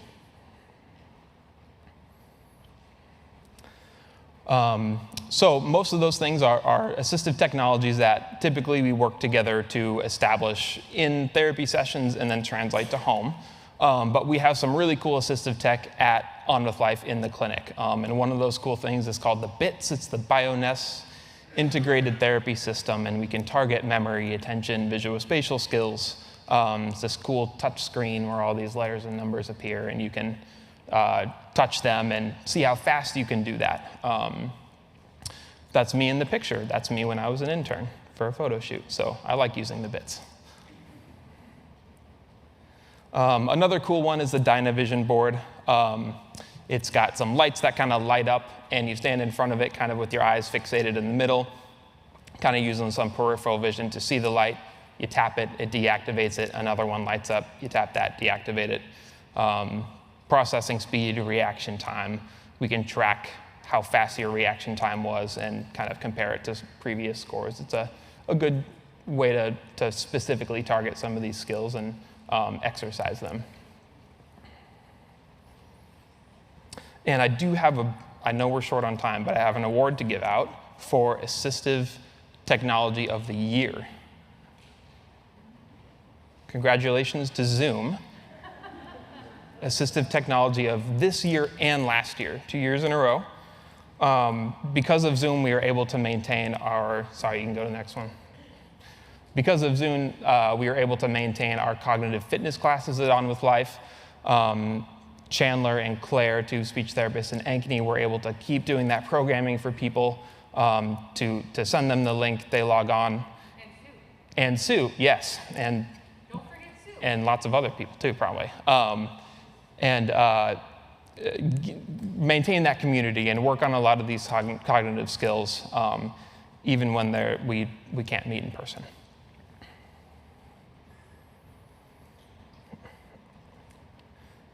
All right, so just a couple key points to wrap up. Assistive tech is all around us. It's not just for people with disabilities or Parkinson's or stroke or brain injury. We just might have to be more intentional and careful about how we use it as some of these symptoms progress. At On With Life, our approach is to collaborate and identify the problem, the cause of the problem, and implement individualized solutions. And these ideas can be utilized across all stages of PD and across all stages of cognitive decline. And questions if there are any. If not, you guys will be hanging around for a few minutes, Yep, right? sure thing. Now, is the bib something that somebody would ever take home, or is that only a clinical? So the bits is not transportable. So I would say no. It wouldn't be able to take. I mean, people could I suppose people could purchase them at home. Oh, sorry. Go ahead. So the question is if the BITS device is something that people can take home. And due to kind of the size and the cost of that piece of equipment, the answer is no. However, there are some like apps that maybe you could download on an iPad that are similar enough that if you enjoy that type of task and activity, we may be able to find something similar to do at home like that. Any other quick questions for them? Otherwise, catch them definitely afterwards. They'll hang around for a few minutes. Yeah. Thank you. So just a few things to wrap up quick. First of all, big thank you for all of you that participated, both in person and virtually. We are grateful for your support and that you were here today. Please take a moment to fill out the survey. This was our first annual Parkinson's conference. We've done our regular brain injury conference for years and years and years, but this is our first ever Parkinson's. And so we're looking for feedback. We want to know how we can make it better, topics, location ideas, all that kind of stuff. So please provide us with the feedback. I do want to give a quick shout out to staff, and if they can just quick stand up or come forward quick. We, this conference would not be what it was without their hard work. They have worked tirelessly for this, particularly Abby. She has put hours and hours and hours and hours to make this happen. And if you called with questions, you emailed her with questions, it was Abby that got back to you. So a special shout out to Abby for all of her hard work to make this happen. Also to our sponsors and exhibitors. And then a couple housekeeping items. Clinicians, both virtually and in person, make sure you sign out. That's how we track you. If you're virtually, please make sure you state your name at the end as log out as well. To turn in your evaluation forms, we've got the gray box right back there on the table. Therapists are still here to chat with you. Love to visit with you and talk with you. And feel free, you will also see, there is a card, and this is the first time I talked about it all day. There is a card in the folders that you came with that says if you sign up to come in for an evaluation, we have a little free gift for you. So if you call us or sign up before you leave today, we have a little free gift for you when you come in for your evaluation. And just a note for all you clinicians, your CEs will be emailed to you. So just give us about a week or two. Give her a month, because it's been crazy because we have our other conference in 2 weeks.